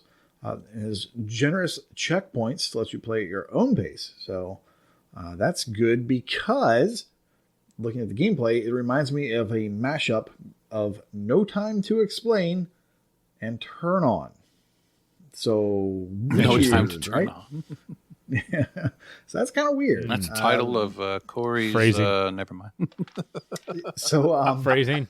so it's good that there are generous checkpoints That is for not a thing. for that no time to You know. explain secret sauce ingredient. Because some of those sections with no time to explain Phrasing. were very difficult, and you really wish there was a checkpoint because you could get through the first part, but the second and third parts were also tricky, and you had to get that perfect run. The Steam comments seem to make it seem like that's the case here, and some of those checkpoints alleviates most of that, but there's apparently a huge difficulty spike at the end. So maybe they'll fix that at some point, or maybe it's not that bad and Steam players are just bad at the games. I don't know, but check it out. It's got a cool kind of neon lighting system to it, and it just looks interesting. I do like that mechanic of swinging.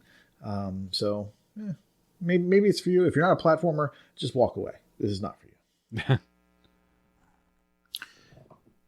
Well, All right. instead of coming real soon game from me, I am going to tell you to play the newly backwards compatible game 50 Cent Blood in the Motherfucking Sand. It is amazing. Meh. I think Why is everybody so into that? While Because it's watching For, Netflix. I was just about to I ask that said the same exact thing thing before I played it. So it's just Is it available digitally? no, that was one problem. Well, many problems. Problem number one, it's not available digitally. And problem number two, I Can think I get all the achievements? I think it shot up to like $50 on eBay or something ridiculous like that. wow. I was just looking at that. Yeah. Well, I looked into the Japanese version. And that's $50 for sure. So I assume you could just grab the Japanese stack, because who wouldn't want to hear "What up, gangsta" in Japanese? That's just Ooh. amazing. Oh, pick me. You tired, boy? Wake up! It's only midnight. Wake up. What? Anyway, 50 Cent Blood in the Sand is amazing. Come on, it's like Army of Two, but with even more of a personality. It's great. More games I want to play, but haven't. But have on my shelf. You have, but haven't. I understand. Well, if only there were some contests coming up that you could play them for. Oh, well, thanks for segueing. In the Gamertag Fine. Challenge. All right. Yeah.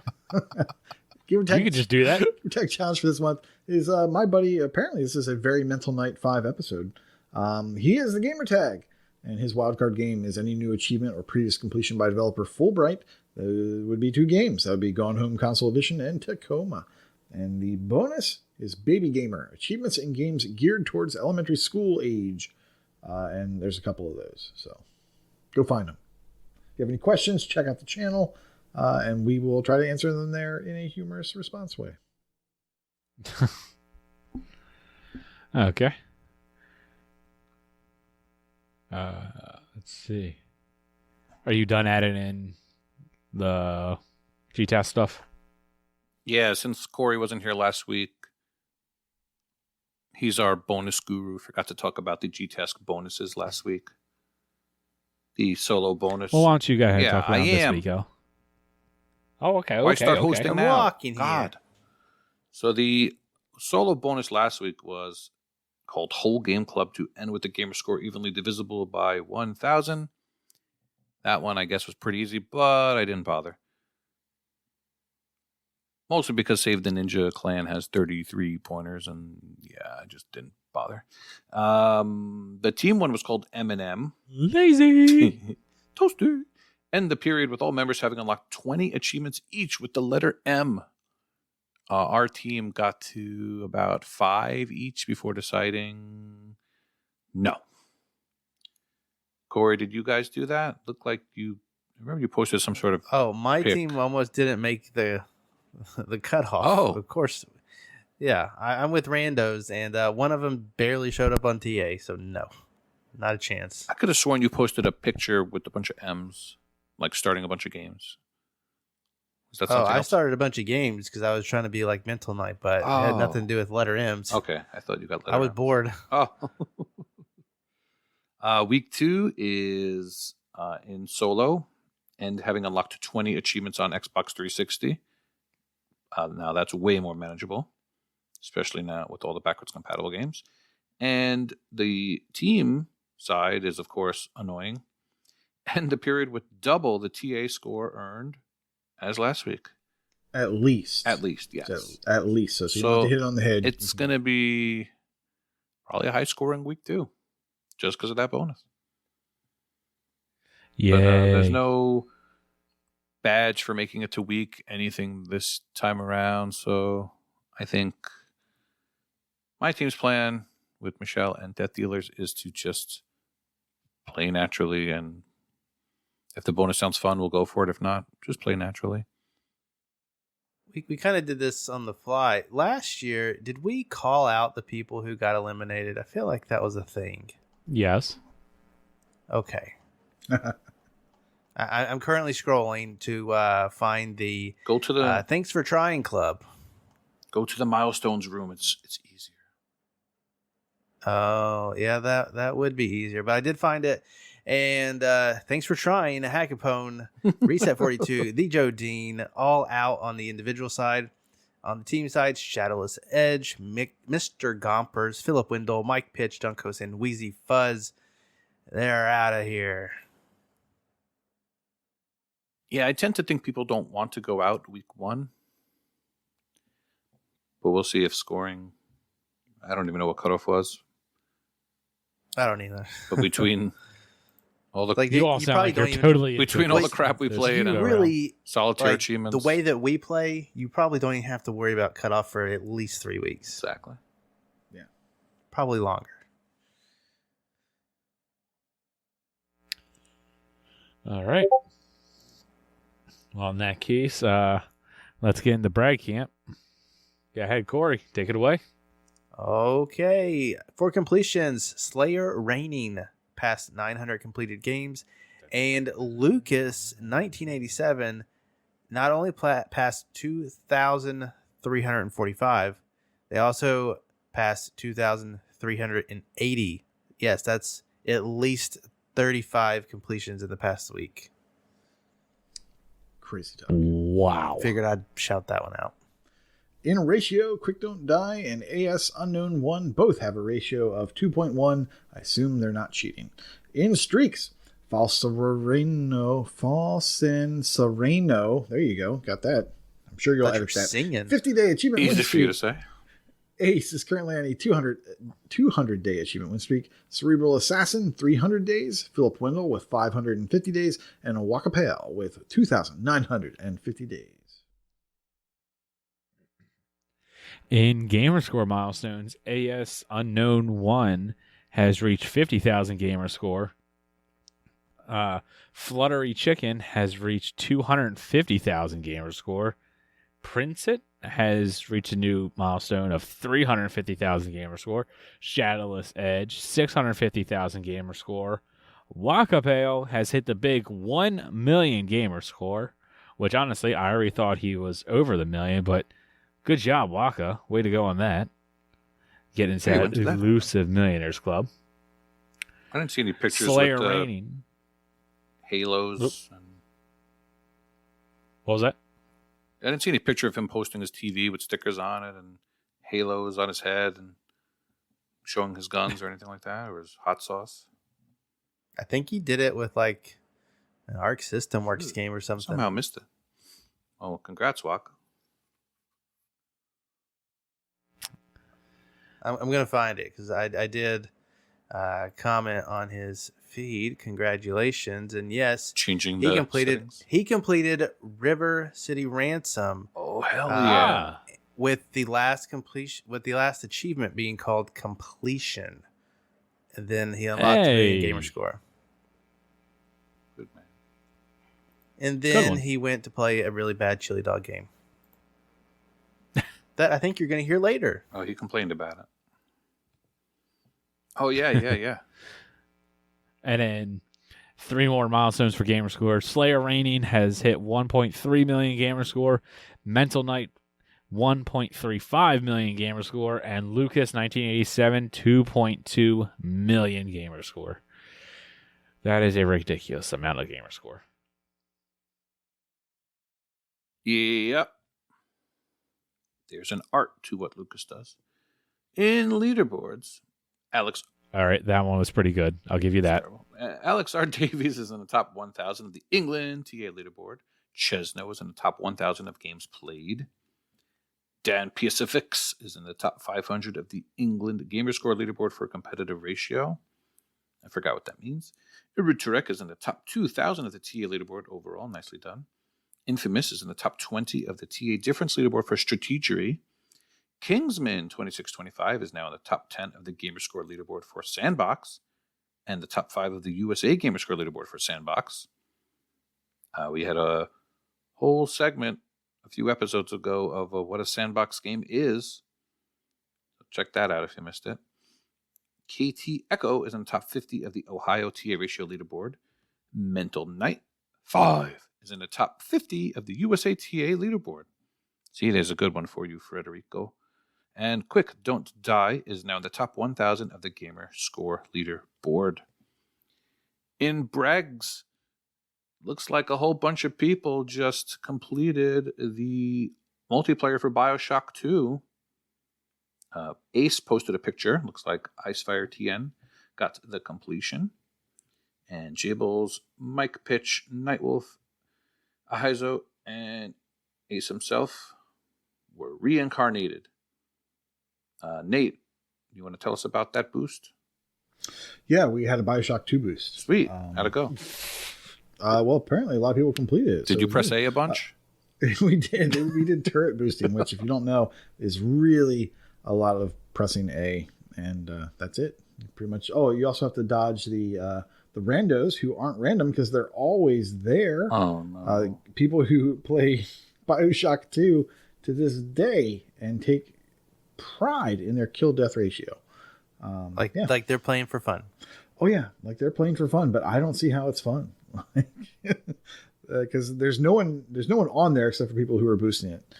So when we ran into them, it made no sense that they were there. So congratulations to them. I want to say there's another guy with Maka in his name. Machiavelli. Something. Machiavelli. Apparently Corey also finished it, which is weird because I don't remember seeing you there. And I don't remember playing it. Go figure. It's weird. I'm confused. If you're confused, you might want to join our Discord. That's where all the fun is had. Discord.io/AH101. It's not time for the outro yet. Oh, my bad. Didn't Nate get reincarnated too? I did get reincarnated after the fact. Apparently everyone else They forgot was able about to get you. online. Well, they were doing their boost, which is awesome, but I was prepping for the show and getting a child ready to be put to bed. So I wasn't able to join, and then everybody popped reincarnation without me. So I jumped on as soon as I could and popped it shortly after. All right, But well, yeah, I good wanna job thank all to the those guys good job to the BioShock 2 boosting crew. Yeah, I guess Yes, and for everyone that came around and stuck it out and got in for however long they did. We had I think like 2 or 3 shifts that were going. So it was a really awesome to see everyone come back after they already hit their 50 and put in a ton of time.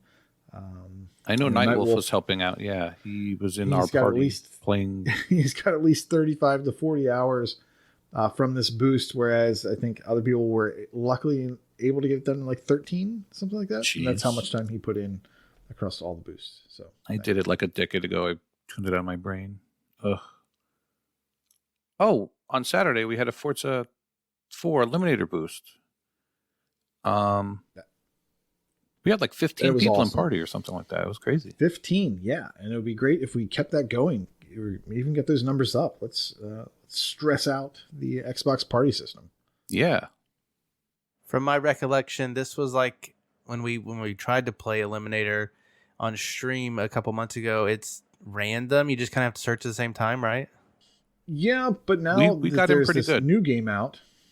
There's this new game out that people are playing, and they're not playing Eliminator so much.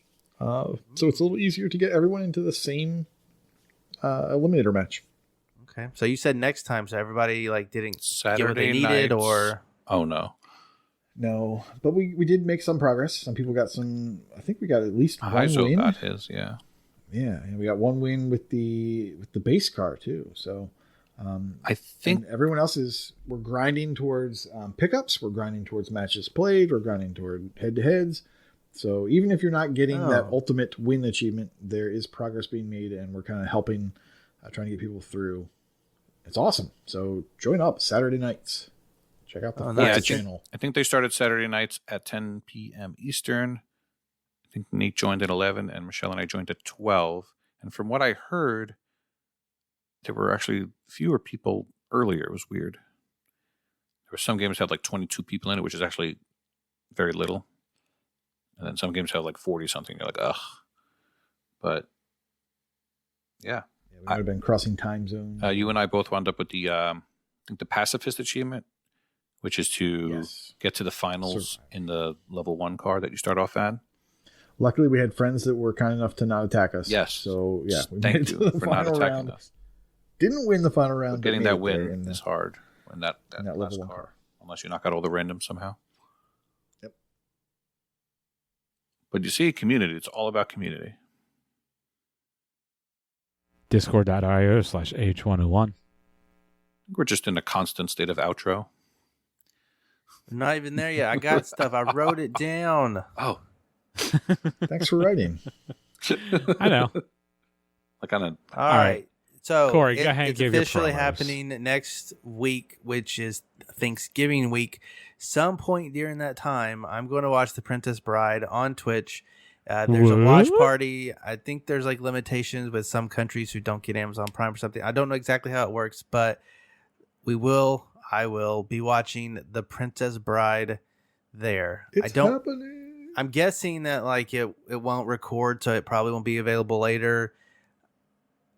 Otherwise, it was just going to be audio with me playing a game or something while I watched it. So this is probably the best case scenario. So if you want to be part of that, I got an idea for that. Help be with me while I suffer. You can do that. It'll be in the Discord on the exact day, and I'll give a little bit of headway. But with the holiday, I don't want to commit to anything just yet. You should record your audio as a play along, so that people can start it and listen to just your audio if they have an abundance of time in their lives. I could probably do that, and I don't imagine I'll be talking like through the whole thing, but I could probably stitch it up, and I'll figure. Yeah, we'll do something. Good idea. Why not just do it in Discord? Have the watch party in Discord. Well, this is for people that can't attend that watch party. Because Twitch and Amazon are, daddy and baby, so you have to do it on Twitch. That's why. Sure. As soon as you start streaming from a site that is streaming Princess Bride, they are smart enough to black out your screen. You're not going to see it. Okay. Anyways, that is Thanksgiving week. The following week, 2 weeks after that, on the 9th is the Game Awards, and I do want to stream that, so look for that on Thursday the 9th with all the reveals and whatnot. And then sometime in December, probably the later part, I want to do Rocker versus the server. I do have some people that have some interest, so it's me playing 1v1 or maybe even a team game against people from the server, just because, just to showcase how much better I am than them. So when you talk trash, you have to back it up. Oh, I can't wait for that. You suck at movie watching. And it's going to be streamed, right? Yeah, that. Stream definitely. it all. Okay. Yeah. So there's record. Okay, just making sure. And we need to have gambling like we did last time. Yeah, we'll do gambling, and then the Game Awards we'll have channel point gambling and whatever they have polls. We'll do fun stuff while that's going on. Sounds good. And all that can be found on our Twitch, twitch.tv/AH101. If you actually want to get in contact with us, you can do so by sending us a Twitter tweet on the Twitter @Achievements101. Check out YouTube at youtube.com/achievementhunting101. And last but not least, if you want to be a patron and get in on all the action, all the fun stuff, or if you are just so kind-hearted and want to help us keep this show going, keep the community growing, patreon.com/achievementhunting101. We thank all of our patrons who so generously donate to us. including most recent patron, Northside. Hey, we love you. You made it Dude, weird. Buck, you love me. Let's go. That's what I try to You do. pay? Well, I try to make it weird. No, you don't pay. So All right. Well, with that, class is dismissed. See you all next week. Goodbye. bye-bye. Howdy, everyone. It's time to go back, way back, to the days of looking at cruddy graphics on your 360, knowing that any moment it could develop red ring-itis and end your gaming for weeks. These were the glory days, and many of the amazing titles have transferred over to the Xbone universe and are backwards compatible.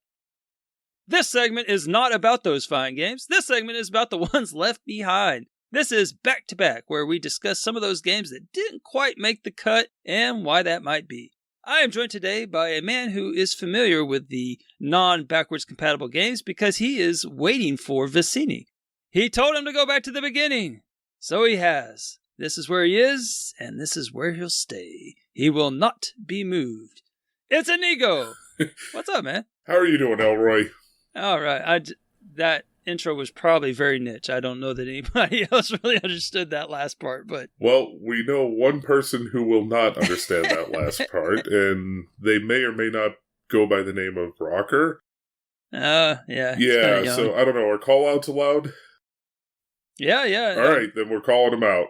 Another person that probably wouldn't get his ex because, he doesn't watch movies, especially the Alien series, even though, I think he might think he does. I don't know. All the good, fun 80s glory that they're missing out on. I know it. It's a shame. It is. Oh, well. Anyway, so this is our first run at this, and we're talking about the non-backwards compatible games. So this one is, kind of a niche segment in itself, since a lot of people have probably hung up their 360s. And speaking of Rocker, he got his out finally. He finally has got his 360 up and running. So a little shout out again to him. There you go. So Rocker's going global. The man's now running Series X's and 360s. Now we just got to get him hooked on games from Windows Live, and he'll have the trifecta complete. Get that man to connect. Okay. There you go. I think all of those are not backwards compatible, right? I don't think those... No, they are not. I don't think those transferred over to the Connect for the Xbox, I don't think. No. I don't know. It seems like every one of those games has like a stack because they didn't. Anyhow, let's talk about... Well, I'll just kick it off with the game I chose. How about? Okay. All right. I went with a wonderful game. As you may or may not know, I have been really pursuing the beat-em-up genre as of late. I decided that was going to be my thing. I decided, I don't know, you kind of have that moment where you like, this is the genre I enjoy best. And so I enjoyed Dodgeball, but that roster wasn't really deep enough. So I switched over to beat-em-ups. And in the last few months, I've gone from 50-something in the world all the way up to, I think I'm sitting in the top 20 now. So like number 17-ish or so, but I'm about to make another big move soon. So yeah, I've been playing a whole lot of beat-em-ups. And so Spider-Man kind of appeared on my radar because he has 3 freaking beat-em-up games. And so I dived right in with the first one that it's not the first one, but I think it's technically the middle one of the 3, which is Spider-Man Web of Shadows. So I must ask, before I get rolling on this game, have you played this game? I have not played this game. In fact, an interesting topic kind of came up. So it was revealed recently in the Discord that I am actually an arachnophobe. Really? I am. I did not know this. Like all of them, or just the ones that actually cause you damage? All of them. Really? I see spiders, and it's not a pleasant experience for me. Shoot, man, what happened? So like, I'm this is more interesting than this stupid game. So what we got here? So I will literally freeze up. Like, on the spot, like, my entire body will lock when I see a spider. So you're just frozen in fear? Like, not even... So, flight or fight's letting you down, and you are neither one of them. You're not fighting, you're not flighting, you're... Neither. my body cannot fright? react to it. Flight, or fright, I guess is the It is definitely a fright. and I will just freeze up in position and I will start sweating profusely. It's interesting, and I've got a fantastic story about it. About an instance with a spider one time. Might be a little lengthy to get into it, but if anybody wants to hear it, I'll be more than happy to share it with them. Oh, man. On the Discord sometime.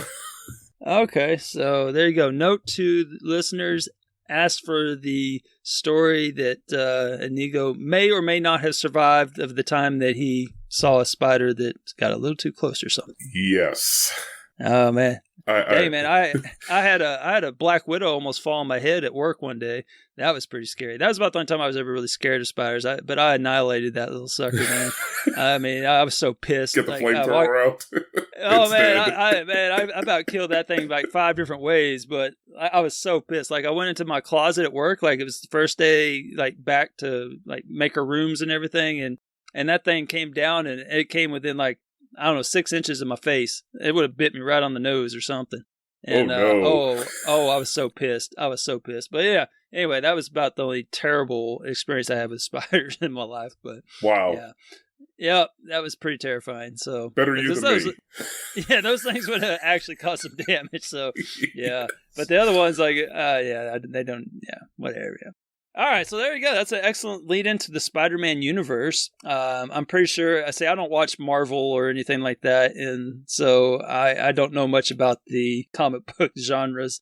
As I've illustrated with the, I think the last back-to-back I did on one of these games, which was the Fantastic Four, where I literally don't know any of the names. I know the Thing, but that's only because there was a reference to him on Reservoir Dogs, and the other 3 I don't have. One's like Rubber Dude, Fireboy, and I don't know, some invisible chick or something. I don't know any of them. So, and I certainly don't remember them now. I just remember what they, their abilities were. But anyway, Spider-Man holds about as much interest to me. And so I only played it because of the beat 'em ups. And so this game, apparently, I'm thinking it was like a big box game or something. It seems like it's one of those. It's supposed to be a 20 to 25 hour completion. It's got pretty good reviews, 3 to 3.45 stars. So I think that in its time, it was a good game. Like it was, one of those games that people actually went out and shelled out the big dollars for, the $40, $50 for, and took it home and played it. And then it would, I don't know. It's one of those big box games, I think. I don't know. It could not, maybe not. But it seemed pretty ambitious for a game from that age period, 2008, and the gist of it, you can skip the cutscenes in it. So what I got from it may not be 100% accurate, because if you can skip it, it skips. So I don't know 100% of what's going on in this game, but apparently there's like some evil black goo in New York City that's turning people into weird creatures and that want to kill you, and Spidey's trying to stop it while simultaneously he's like try not to succumb to it, like, because you can change between a red and a black outfit, and then like there's 2 paths you have to choose. One's like the red path or the black path. So my assumption is that the red path is the traditional good hero path, and that the black path is the evil or the anti-hero path, I think. So that's kind of the gist of it, is that they're really pushing this, red and black Spider-Man thing. So there might be a movie about it. I don't know. I don't know if it was a movie tie-in or not. I don't watch those movies. So, but anyway, so I envisioned that there was a time when this game was something of a marvel. Pun was intended there. And that gamers like enjoyed swinging all around a landscape where the camera like does the best. Like, oh my gosh, this camera, let me talk. Oh, it's supposed to be over your shoulder, and like you're just going all over the place. I mean, Spidey's swinging all over the dang place, and this thing's. I'm a roller coaster enthusiast. All right, I don't know if I told you that. This seems like the segment of Revelations. You're arachnophobia. I don't know what the roller coaster enthusiast technical name is, but I am that. For my 40th birthday, I went to Cedar Point because that's the only place I wanted to go. That's like the roller coaster capital of the world. And I've just rode roller coaster all my whole life. So I don't get dizzy. It doesn't bother me. I don't get motion sickness or anything like that. Cedar Point is the one in Ohio, correct? It's Sandusky, Michigan. Okay. Yeah. Okay. And no, Ohio. Yeah. Yes, it is Ohio. Yeah, Sandusky, Ohio. God, now I can't remember. I know it's in Sandusky. Yeah, That's, Sandusky would be in Ohio. Okay, there you go. Okay. Which was also the setting for Tommy Boy. All right. I think it's like you can see Michigan from there. Maybe I think it's like right on the edge of the water, but I don't know. What you say?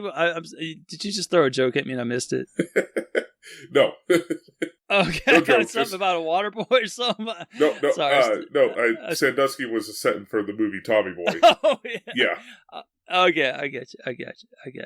I was thinking, Sandusky. What did the dude that was like the little boy toucher or something? Or is that Penn State? That was his last name, wasn't it? Was it? Sandusky, I think it was.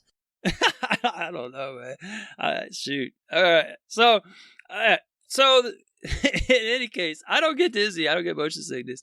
But holy hell, man, this game, like the camera is just atrocious. It's one of those games where the camera just can't get out of its own dang way, and so like it's trying to give you the view that he get, and oh my gosh, and he's just going all over the place. It's I don't know. There should have been something in the settings or something where you could back the camera. I don't know what's going on with the camera in this game, but that was definitely one of the experiences to this game that really stood out was the camera, and that's not a good thing. As far as the rest of the game, I really didn't like it. I found it really repetitive and grindy, unnecessarily so, and like the tasks are all like kind of the same. So you have to, for example, there's a certain enemy that appears, and so they're like, okay, go destroy 5 of them. Okay, you get that. Okay, now destroy 10, and it's one of those where you don't destroy 5 more. Now you got to destroy 10 from square one, right? Yeah. That's where they get you, and rather than just destroy 5 more, now you got to destroy 10 more, and then you destroy 10, and then it's like, okay, destroy 25 now. So now, guess what? 25 more, not 15 more. Now you got 25 more, and then okay, destroy 50 of them now.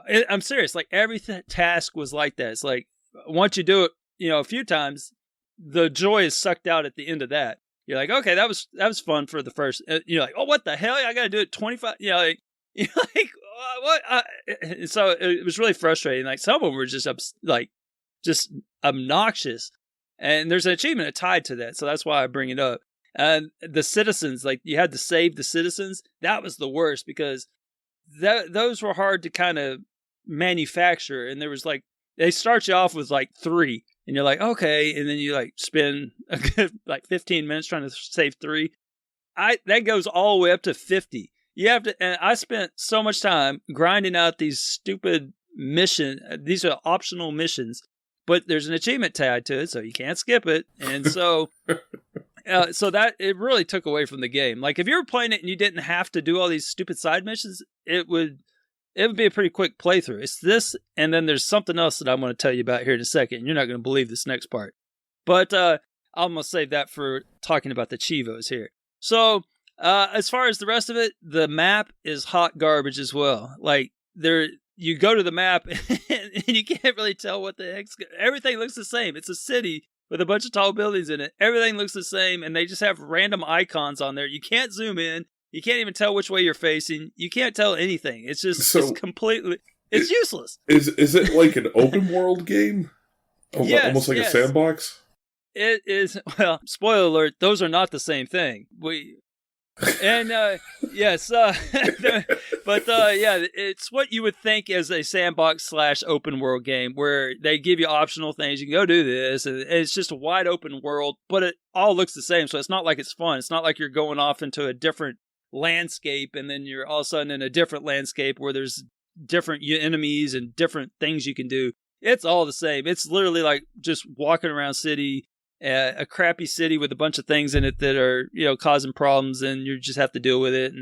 And the camera is trying to make you vomit, and I don't know. It's just weird. Like, and also, I think they were really ambitious with it because the assets have like problems. So the assets being like the enemies and all this stuff. Like if you rotate the camera wrong, they sometimes disappear. Like it's like you're like trying to kill 25 or 50 of these things, and you kind of get stuck in the camera, and then you all of a sudden finally get it straightened out, and you look around and it's like everything vanished. You're like, wait, what? Like everything's gone. And so you have to go find another, stack of them somewhere else. And it's just like one thing after another. And the civilian assets didn't make any sense at all. So they're driving around, frantically in the city. And I found that a good way. So here's a pro tip for you to get through the civilian stage where there's all these civilians and you have to save them and it takes forever. Just blow up the car. Just beat the hell out of that car until it blows up. The person's going to fly up in the air and land on their head, and then they're going to be injured. But they're going to survive it, and then you can take them to the hospital and then get credit for that. And so I started just walking around, just blowing up cars, just wailing away on these cars. And at one point, there's a part in the game where you're just like throwing and killing people, throwing them off the buildings and just kicking them off top of tall buildings. They got something's wrong with them. But at the same time, you're trying to save the civilians. And at the end, like after you beat the game, spoiler alert, the goo is gone, right? Because that's the whole point of the game. So you beat the goo and everyone returns to normal, but no one seems to notice that there's like thousands of dead bodies that you just slaughtered to get to that point. Like you're like killing all these civilians and no one, I don't know. I just didn't understand how the civilian angle really worked. Like you didn't detain them or, tie them up or anything until you could figure things out. I mean, you just straight up murdered them all. And so it seems like people would have had an issue with that, but whatever. It's, hey, video games, right? So that lovely video game logic. Yeah, video game logic, I'm telling you. I mean, you're like kicking people off the tallest building. You're just throwing them off the building. But no, hey, they had something wrong with them. They deserved it. All right, so let me tell you about the Chivos here before I tell you my verdict. I think you know where this verdict's going, but so let me tell you about these Chivos. So the grindy ones I talked about, that gets you the Obsessive Spider-Man achievement and the Excessive Spider-Man achievement. The Obsessive Spider-Man one is for 60 optional goals. Again, I try to make this helpful in case anybody is possibly going to listen to me and want to play this game and get some type of help out of it. So the 60 optional goals, if you look at the guide, it's pretty overwhelming. It's a fairly large list, I guess. It's got, 45 achievements. And so it's hard to kind of place the order. There's no walkthrough. So it's kind of hard to get it all kind of figured out what you got to do in the order that you got to do it. So the 60 optional goals, you want to start that right out of the gate and do everything before you go talk to the big dude in the park. Because once you talk to that guy, they reset all those. So I didn't know that. And so there was several of them that I missed, but I kind of looked it up and I was like, oh, there's some extra ones. So do I really want to restart? And I was like, it looks like there's some extras. And so I was sweating it all the way to the end. I was so happy when I was dreading. I was like, oh my God, I'm going to have to do this all over again. And so I was so happy when the Obsessive Spider-Man achievement popped. So there's plenty of them, but just be advised that when you switch, I guess it doesn't really tell you too much. Well, it says, careful, any unsaved missions will be void. I forget how they word it, but it just sounds like, it doesn't sound as severe as what it actually is, where you can't go back and do them now. So just be careful with that. That's the only thing that I almost missed. And then there's one last achievement I want to talk about. That is Max Out Spider-Man. So this game has a 1.5 or 500, 1500 TA, and this achievement is a good portion of that. This achievement is about a third of that. So, oh wow. The reason for that, this one has a 2.76 ratio. I think it's the highest one in the game. There might be another one in there. Yeah. And so this one is for maxing out all the stats on Spider-Man. You might say, well, how do you do that? Well, you have to get the collectibles. All right, so there's these collectibles. There's these little red spider things, so I'm sure that you would really enjoy it. There's these little red spider things, just kind of around the city, and they're just randomly placed. You don't really have to think. You just have to kind of stumble upon them. They're everywhere. They're all, on top of the buildings and in the alleyways, just kind of everywhere. And by everywhere, I mean everywhere. They're everywhere. And there's a reason for that. And there's also a very special place in hell for people who make a game with 2,000 freaking collectibles in it. Yes, that is how many you need to max out Spider-Man. You need 2,000 of these freaking little spider things that are just randomly thrown around the city. I guess to encourage exploration. I don't know, but oh my gosh, it's insane. Like I know that sounds like a large number, and that's because it is. It literally takes the bulk of the playthrough. What finding I'm hearing 2,000 is this makes Thermos Collected and Alan Wake look like a bike ride.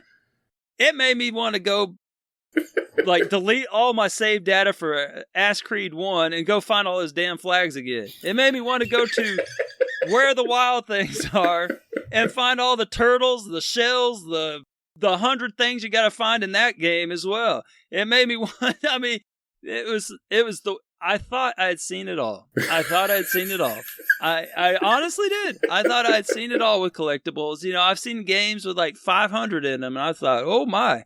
But it's got to be a record. I mean, I'm trying. In Discord, let me know if there's a game that has more than 2,000 and that's not all of them. That's just how many you have to get to max them out. There's more than 2,000. They're still everywhere. I still see them. I'm almost done with this game, but there's still I could get more than 2,000. I don't know how many there are, but there's more than 2,000 of them, and they're everywhere. What is the point of it? I have no idea.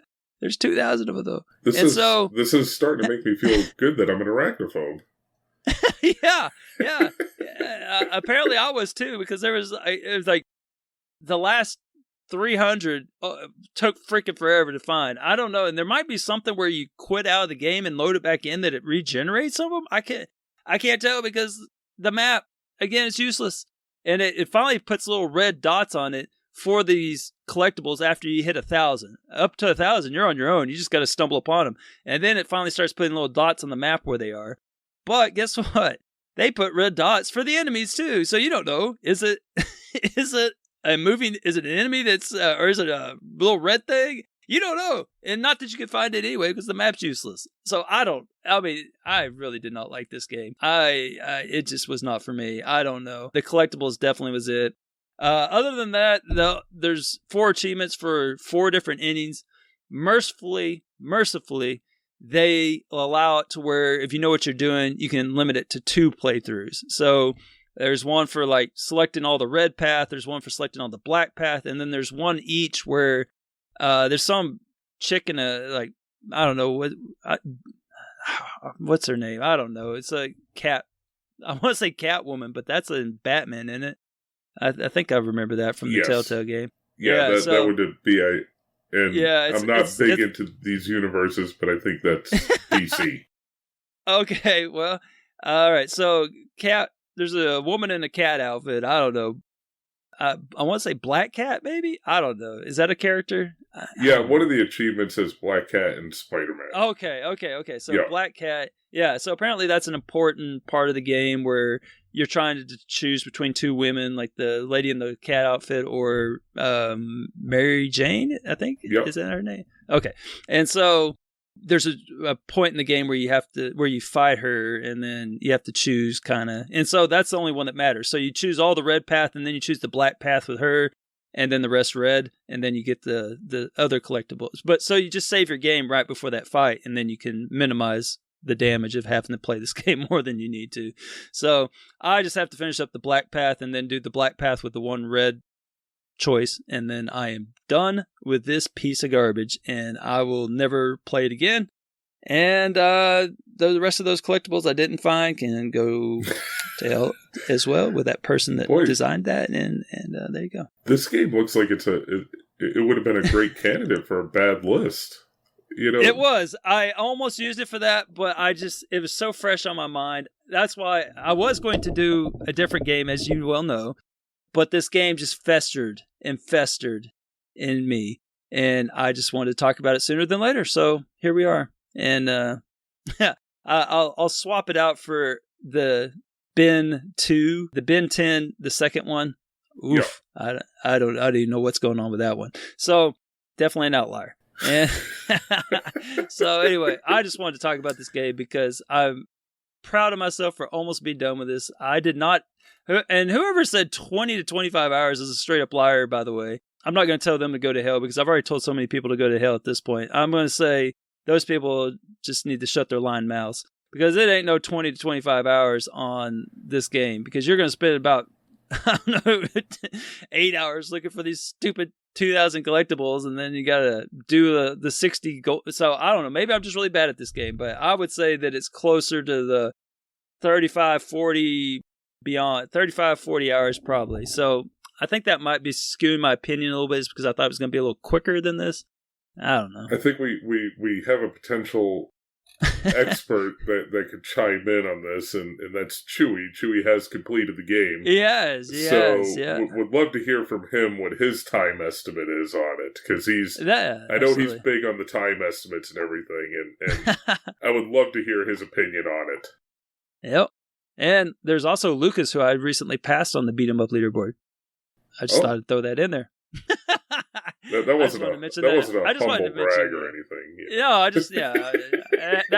That call out had nothing to do with me passing him on the top gamer score for beat 'em ups leaderboard. It had nothing to do with that. All right. Well, there you go. That's Spider-Man. Web of Shadows. Web of Collectibles. That's what it should be called. So there you have it. 3.45 stars. Not so much. 20, 25 hours. Not so much. Yeah. You haven't sold me on the game. Oh, yeah. And so my verdict, I know you're just dying to hear my verdict. Yeah, this thing, leave it in the dustbin. Properly forgotten. See ya. I don't know. I won't even think twice about it, man. Yeah. Shoot. All right. So hopefully you have something better, bring some better news to the table than Spider-Man's little corpse that I just dragged in here. What game have you been up to, man? Okay, so from the wonderful world of non-backwards compatible, I have been playing some Diablo 3 as of late. And now I have a very odd, I guess, background with the Diablo series, okay? The hack and slash dungeon crawler type Diablo games, if you will, and games in that genre, I've never really have had an appeal to them. They've never spoken to me, okay? So, back during Leapfrog, Kronos helped me and did a carry in Diablo 3 Reaper of Souls on the Xbox One. And he did the same thing for me. Yes, and he is, I'll tell you, he's a wealth of knowledge in that game. And if you ever have a question, anything Diablo related, he is the foremost expert on it. And absolutely. And so he helped me out, earn some achievements and, kind of give me a little bit of time off. At the time, I didn't have a chance to give the game its, fair shake because I honestly was not paying that close attention. It was, he was carrying me and this was strictly as a kind of a relief / break. Okay. Right. And so when that had all wrapped up, of course, I'm going back and cleaning up the games and I dive into Reaper of Souls on the X1 and I start playing it for real. Mm-hmm. And I must say, I fell in love with it. I was like, this is it's a good game, and I was actually having a lot of fun playing it.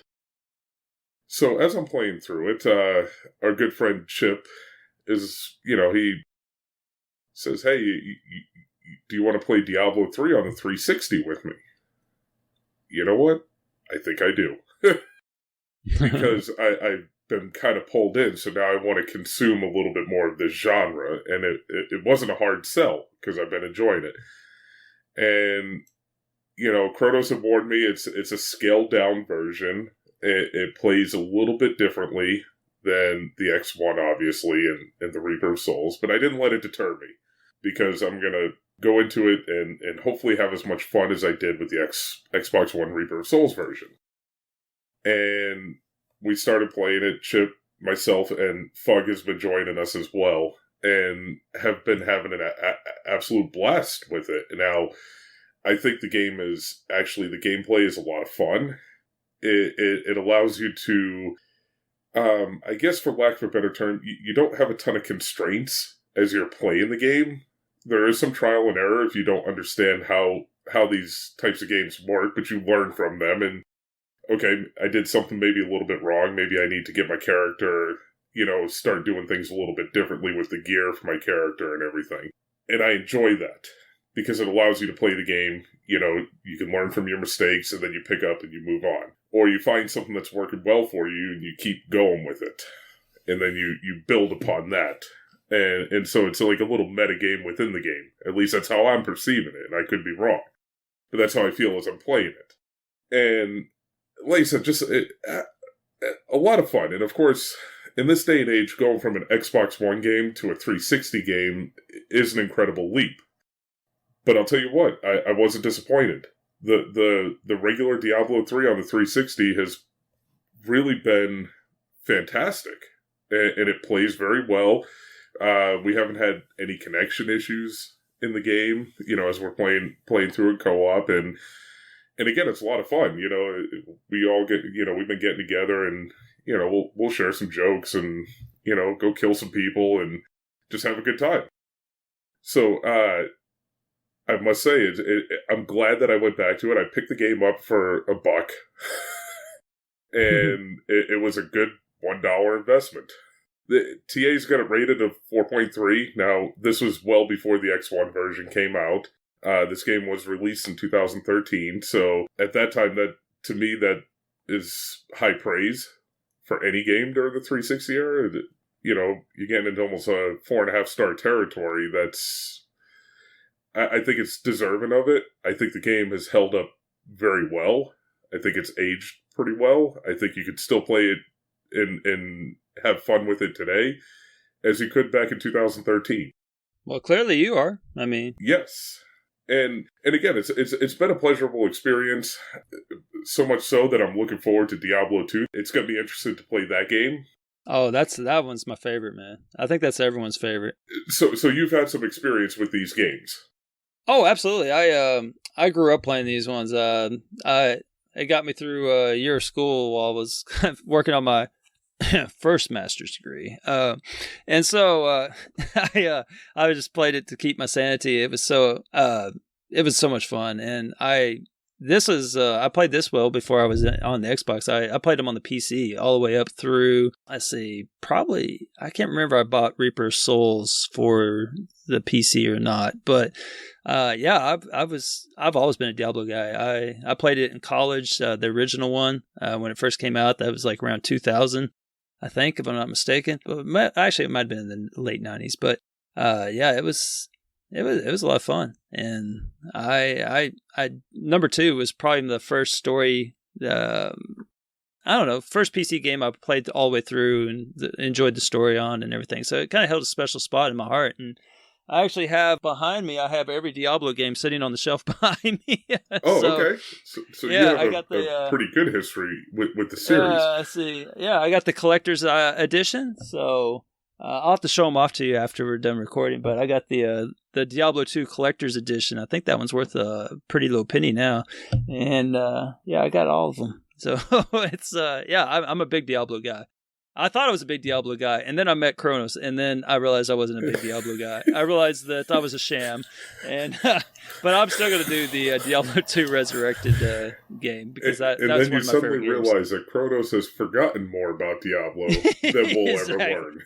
Oh, yes. And, for those of you that are actually interested in the Diablo series, there's a wonderful segment that I did with X a while back on GameSwap where we talked about swapping Diablo with the characters of Diablo with the Zumba Kids game, and hilarity ensued, I hope. And I did some research with Kronos, who gave me information as far as to which character in Diablo was the best dancer and what might look for in a good dancer. So, spoiler alert, I come on, it was the monk, but yeah, I should go look that one up. That was one of my favorite segments I had done in a while. No, that's fantastic. So now, again, like you said, maybe I'm viewing these are, what I described as how I feel like I'm experiencing the game.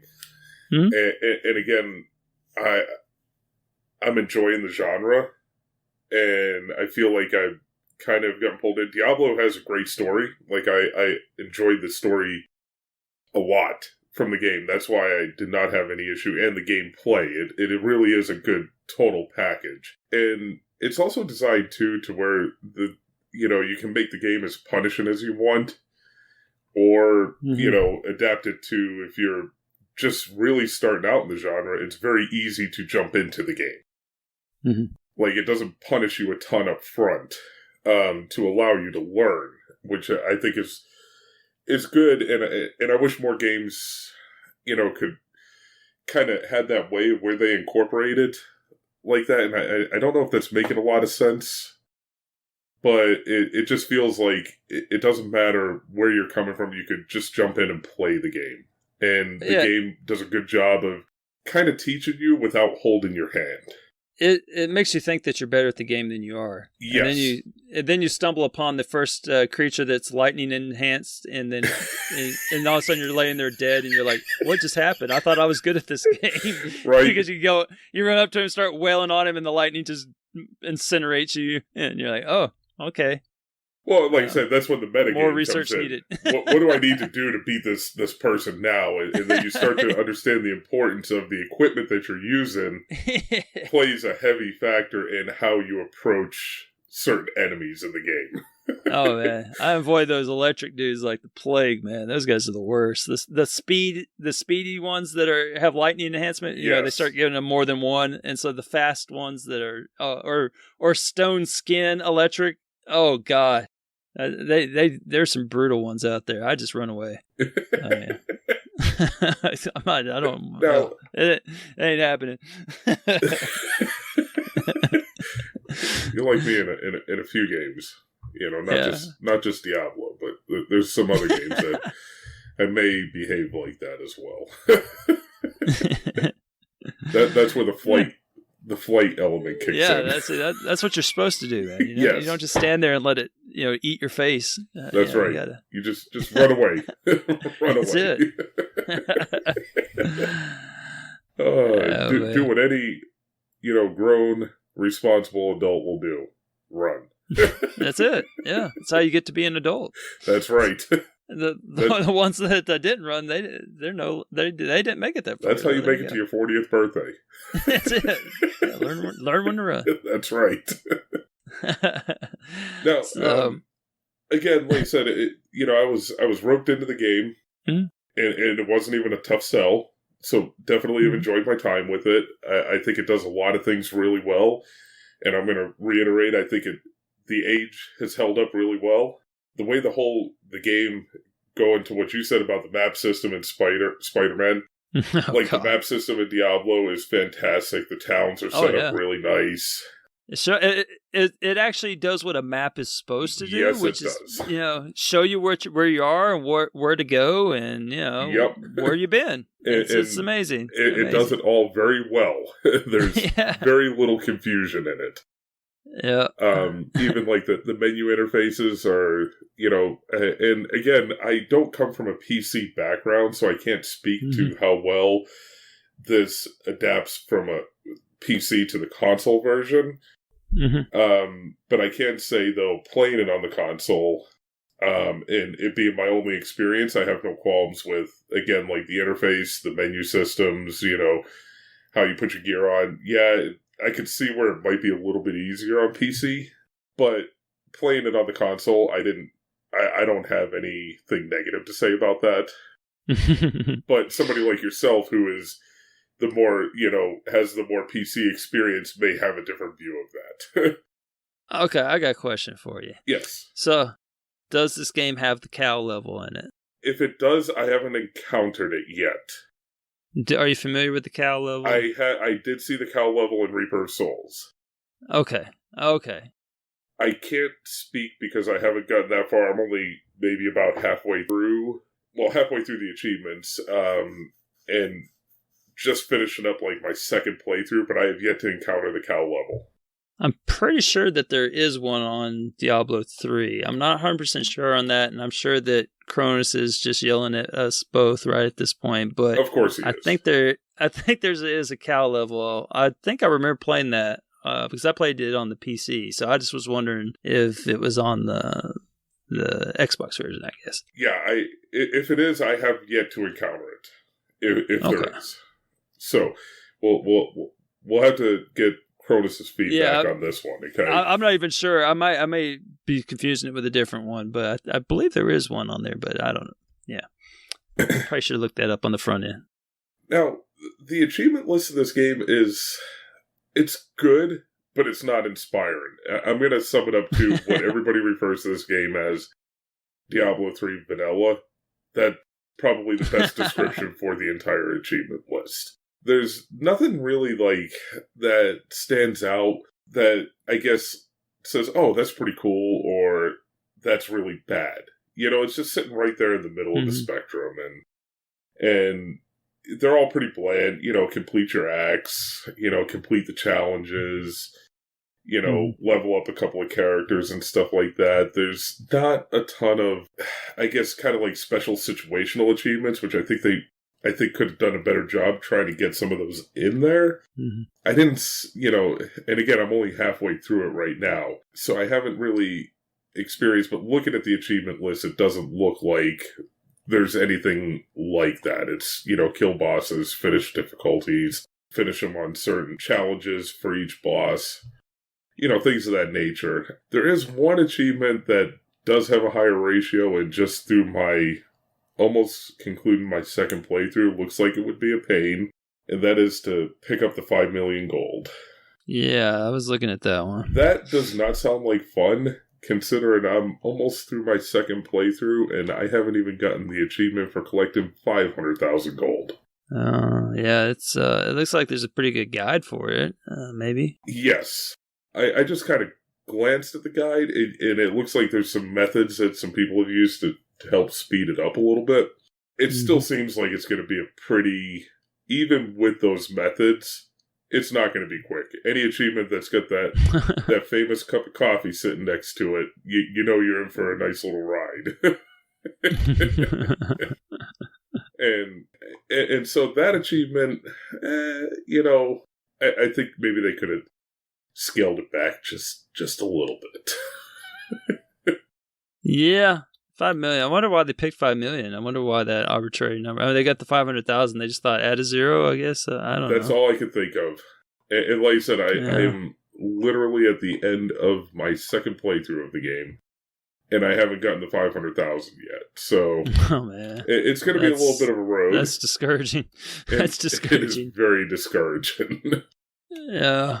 Maybe those 2,000 little spider things aren't so bad after all. I'll tell you what, is the race on?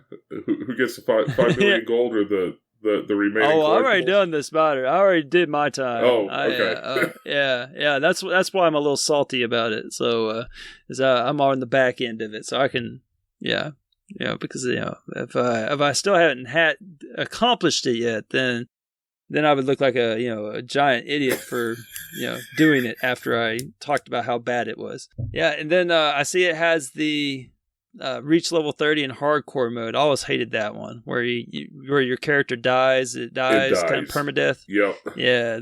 So I see that one made the cut too. That looks like it's maybe the second highest ratio one, maybe. Yep. It is the second highest ratio in the game. But like you said, it's because of the permadeath aspect, which I'm not a huge fan of. I understand why they have it in this particular game. Can you cheese it? It makes sense. I haven't gotten that far to find out if you can. It seems like you could with like the play state, just like save your file to a flash drive, and then maybe if something bad happens, just delete your save data or overwrite it or something. I don't know. I just recently got into the using the flash drive to do some save tricks in the 360. Yeah, I think there's game. I think there was one or two times that I did it during the 360 period. There was one game for the 360 that is, and you had to use like essentially almost I think what they call the Army of Two trick, where you had to have your profile on a USB. Oh, okay. And Yeah. this game is so broken. In order to even get the game to play, like, you had to have your profile on a USB stick and then, like, pull it out, like, as the game was loading. That's terrible, man. It was, I mean, like atrocious. It is a game called Fireburst. Oh, man, it kind of reminds me of the, blowing on the cartridge type thing, on the NES days or something. Yeah, this was rough. Just to give you an idea, the game was released in 2013. Only 416 people have started it. And it's just a pain. You have to jump through so many hoops just to get the game to function properly. It's ridiculous. So this might be one of the rare cases where the complimentary achievement for starting a new game would actually be an achievement. That actually would be an achievement, yes. The start a new game, bleep bloop, 1.00 ratio. All right. Right. Yeah, it's on my tag. Thank you. The lowest ratio achievement in the game is a 1.25. So that kind of gives you an idea. You got to go through some hoops just to get the game started. It's rough. I don't recommend that for anybody. But anyways, I digress. Back to Diablo. My verdict on this game, I think I have made that very clear. I would definitely say this is a wrongly snubbed game, but for a different reason than what would probably be, given in a segment like this. This was wrongly snubbed by me at the time because of my lack of interest in the genre. And so looking back on it and playing this game in 2021, I can and will recommend it to anybody, especially if they want to experiment in the genre. I don't think they'd be disappointed. So again, I definitely, encourage anybody to play any of the Diablo games, not just this one, but any of them. And I think they'd actually have a pretty good time with them. So, wrongly snubbed on my part for, I guess, the lack of knowledge of the genre and interest at the time of the release of the game. Well, that's kind of cool. All right. Well, if you think that it was, wrongfully snubbed, I guess you could always just play Reaper of Souls, So, and you can do that, and I will recommend to anybody if they find themselves in a situation like I do, it might actually. The nice thing is with Diablo 3, when you're done with it, you can import your character to Reaper of Souls. Oh, so you just really screwed this whole thing up now. I went completely backwards. So, with that being said, I actually did pick up a copy of the Xbox 360 version of Reaper of Souls, since I can import my characters. And there you go. I figured it's still a little backwards, but I could double dip on the back. At least you get something. Yeah. At least you get something. Yeah. So if you're thinking about jumping into this particular type of game, at least with Diablo 3, you can get in, find out if you like it. If you like it, you can import your characters if you decide to go into the other games in the series. So it's a good jumping off point in that regard. Instead of doing what I did and kind of work backwards and then find out that you enjoyed it and you're like, oh, wow, I could have imported these characters, and had some of this stuff already set up for me when I go to play the newer version of the game. Right. Yes. So don't make that same mistake that I did. Duly noted. That's cool, man. Well, all right. Well, I guess that wraps things up for this edition of Back to Back. So, again, thanks for joining me today with your Diablo knowledge. Hey, and thanks for having me on. In fact, I've been on this particular segment, worked out kind of nice. It was a little difficult to choose the game because I'm actually kind of heavily involved right now with cleaning up some Games Windows Live games. Ooh. As well as, some non-backwards compatible 360 games. So this is a good segment to kind of get some of that information out there. Oh, the new fancy toys are nice, but there's still a lot of fun to be had with the 360. There you have it. Yes. Just It's just not with Spider-Man. Just not with Spider-Man. Or spiders. Or spiders. And Yeah. Or snipers. I like it. All right. Well, I guess let us know what you think in the Discord. Don't forget to ask about his near-death experience with the common garden spider. So it's a good story. It's entertaining. If we had more time, I would share it, but it is pretty lengthy. All right. Well, I look forward to another day. So, all right. Well, that's it for it. So, y'all have a great one. All right. Thanks for having me, Elroy. Hey, no problem, man. All right. Till next time. Later. Welcome to the 13th season of Kill Stream. 50 lucky contestants compete for a chance to win $10 million. Hello, I'm Wakapeil, and I've been playing a different kind of Battle Royale, the full motion video visual novel kind. Gameplay-wise, Bloodshore is very similar to Wales Interactive's earlier game The Complex, an interactive movie where you from time to time have to make a decision to take the story in a different direction. Usually, you only have 2 choices with 3 options infrequently showing up. Both The Complex and Bloodshore are hardly narrative masterpieces, but they offer campy fun, where you influence the story of a B-movie. They are also very easy completions, as you can follow text guides, well, or would be if Bloodshore didn't have an unobtainable. But I would recommend you play through them once blind before resorting to guides, as you can skip scenes you've already seen and the games are not very long. The Complex takes place in a biotech lab in the middle of London, which suffers a security breach, releasing an experimental virus intended to keep astronauts in good shape during long space flights, as well as keeping patients healthy on Earth. Without spoiling too much, I appreciated the moderate restraint by the filmmakers, and I had a surprisingly fun time with the game. The recently released Bloodshore, however, is at its best when it goes over the top. In Bloodshore, Killstream is a TV show which started out by dropping death row inmates on an island, offering freedom and prize money to the last man standing.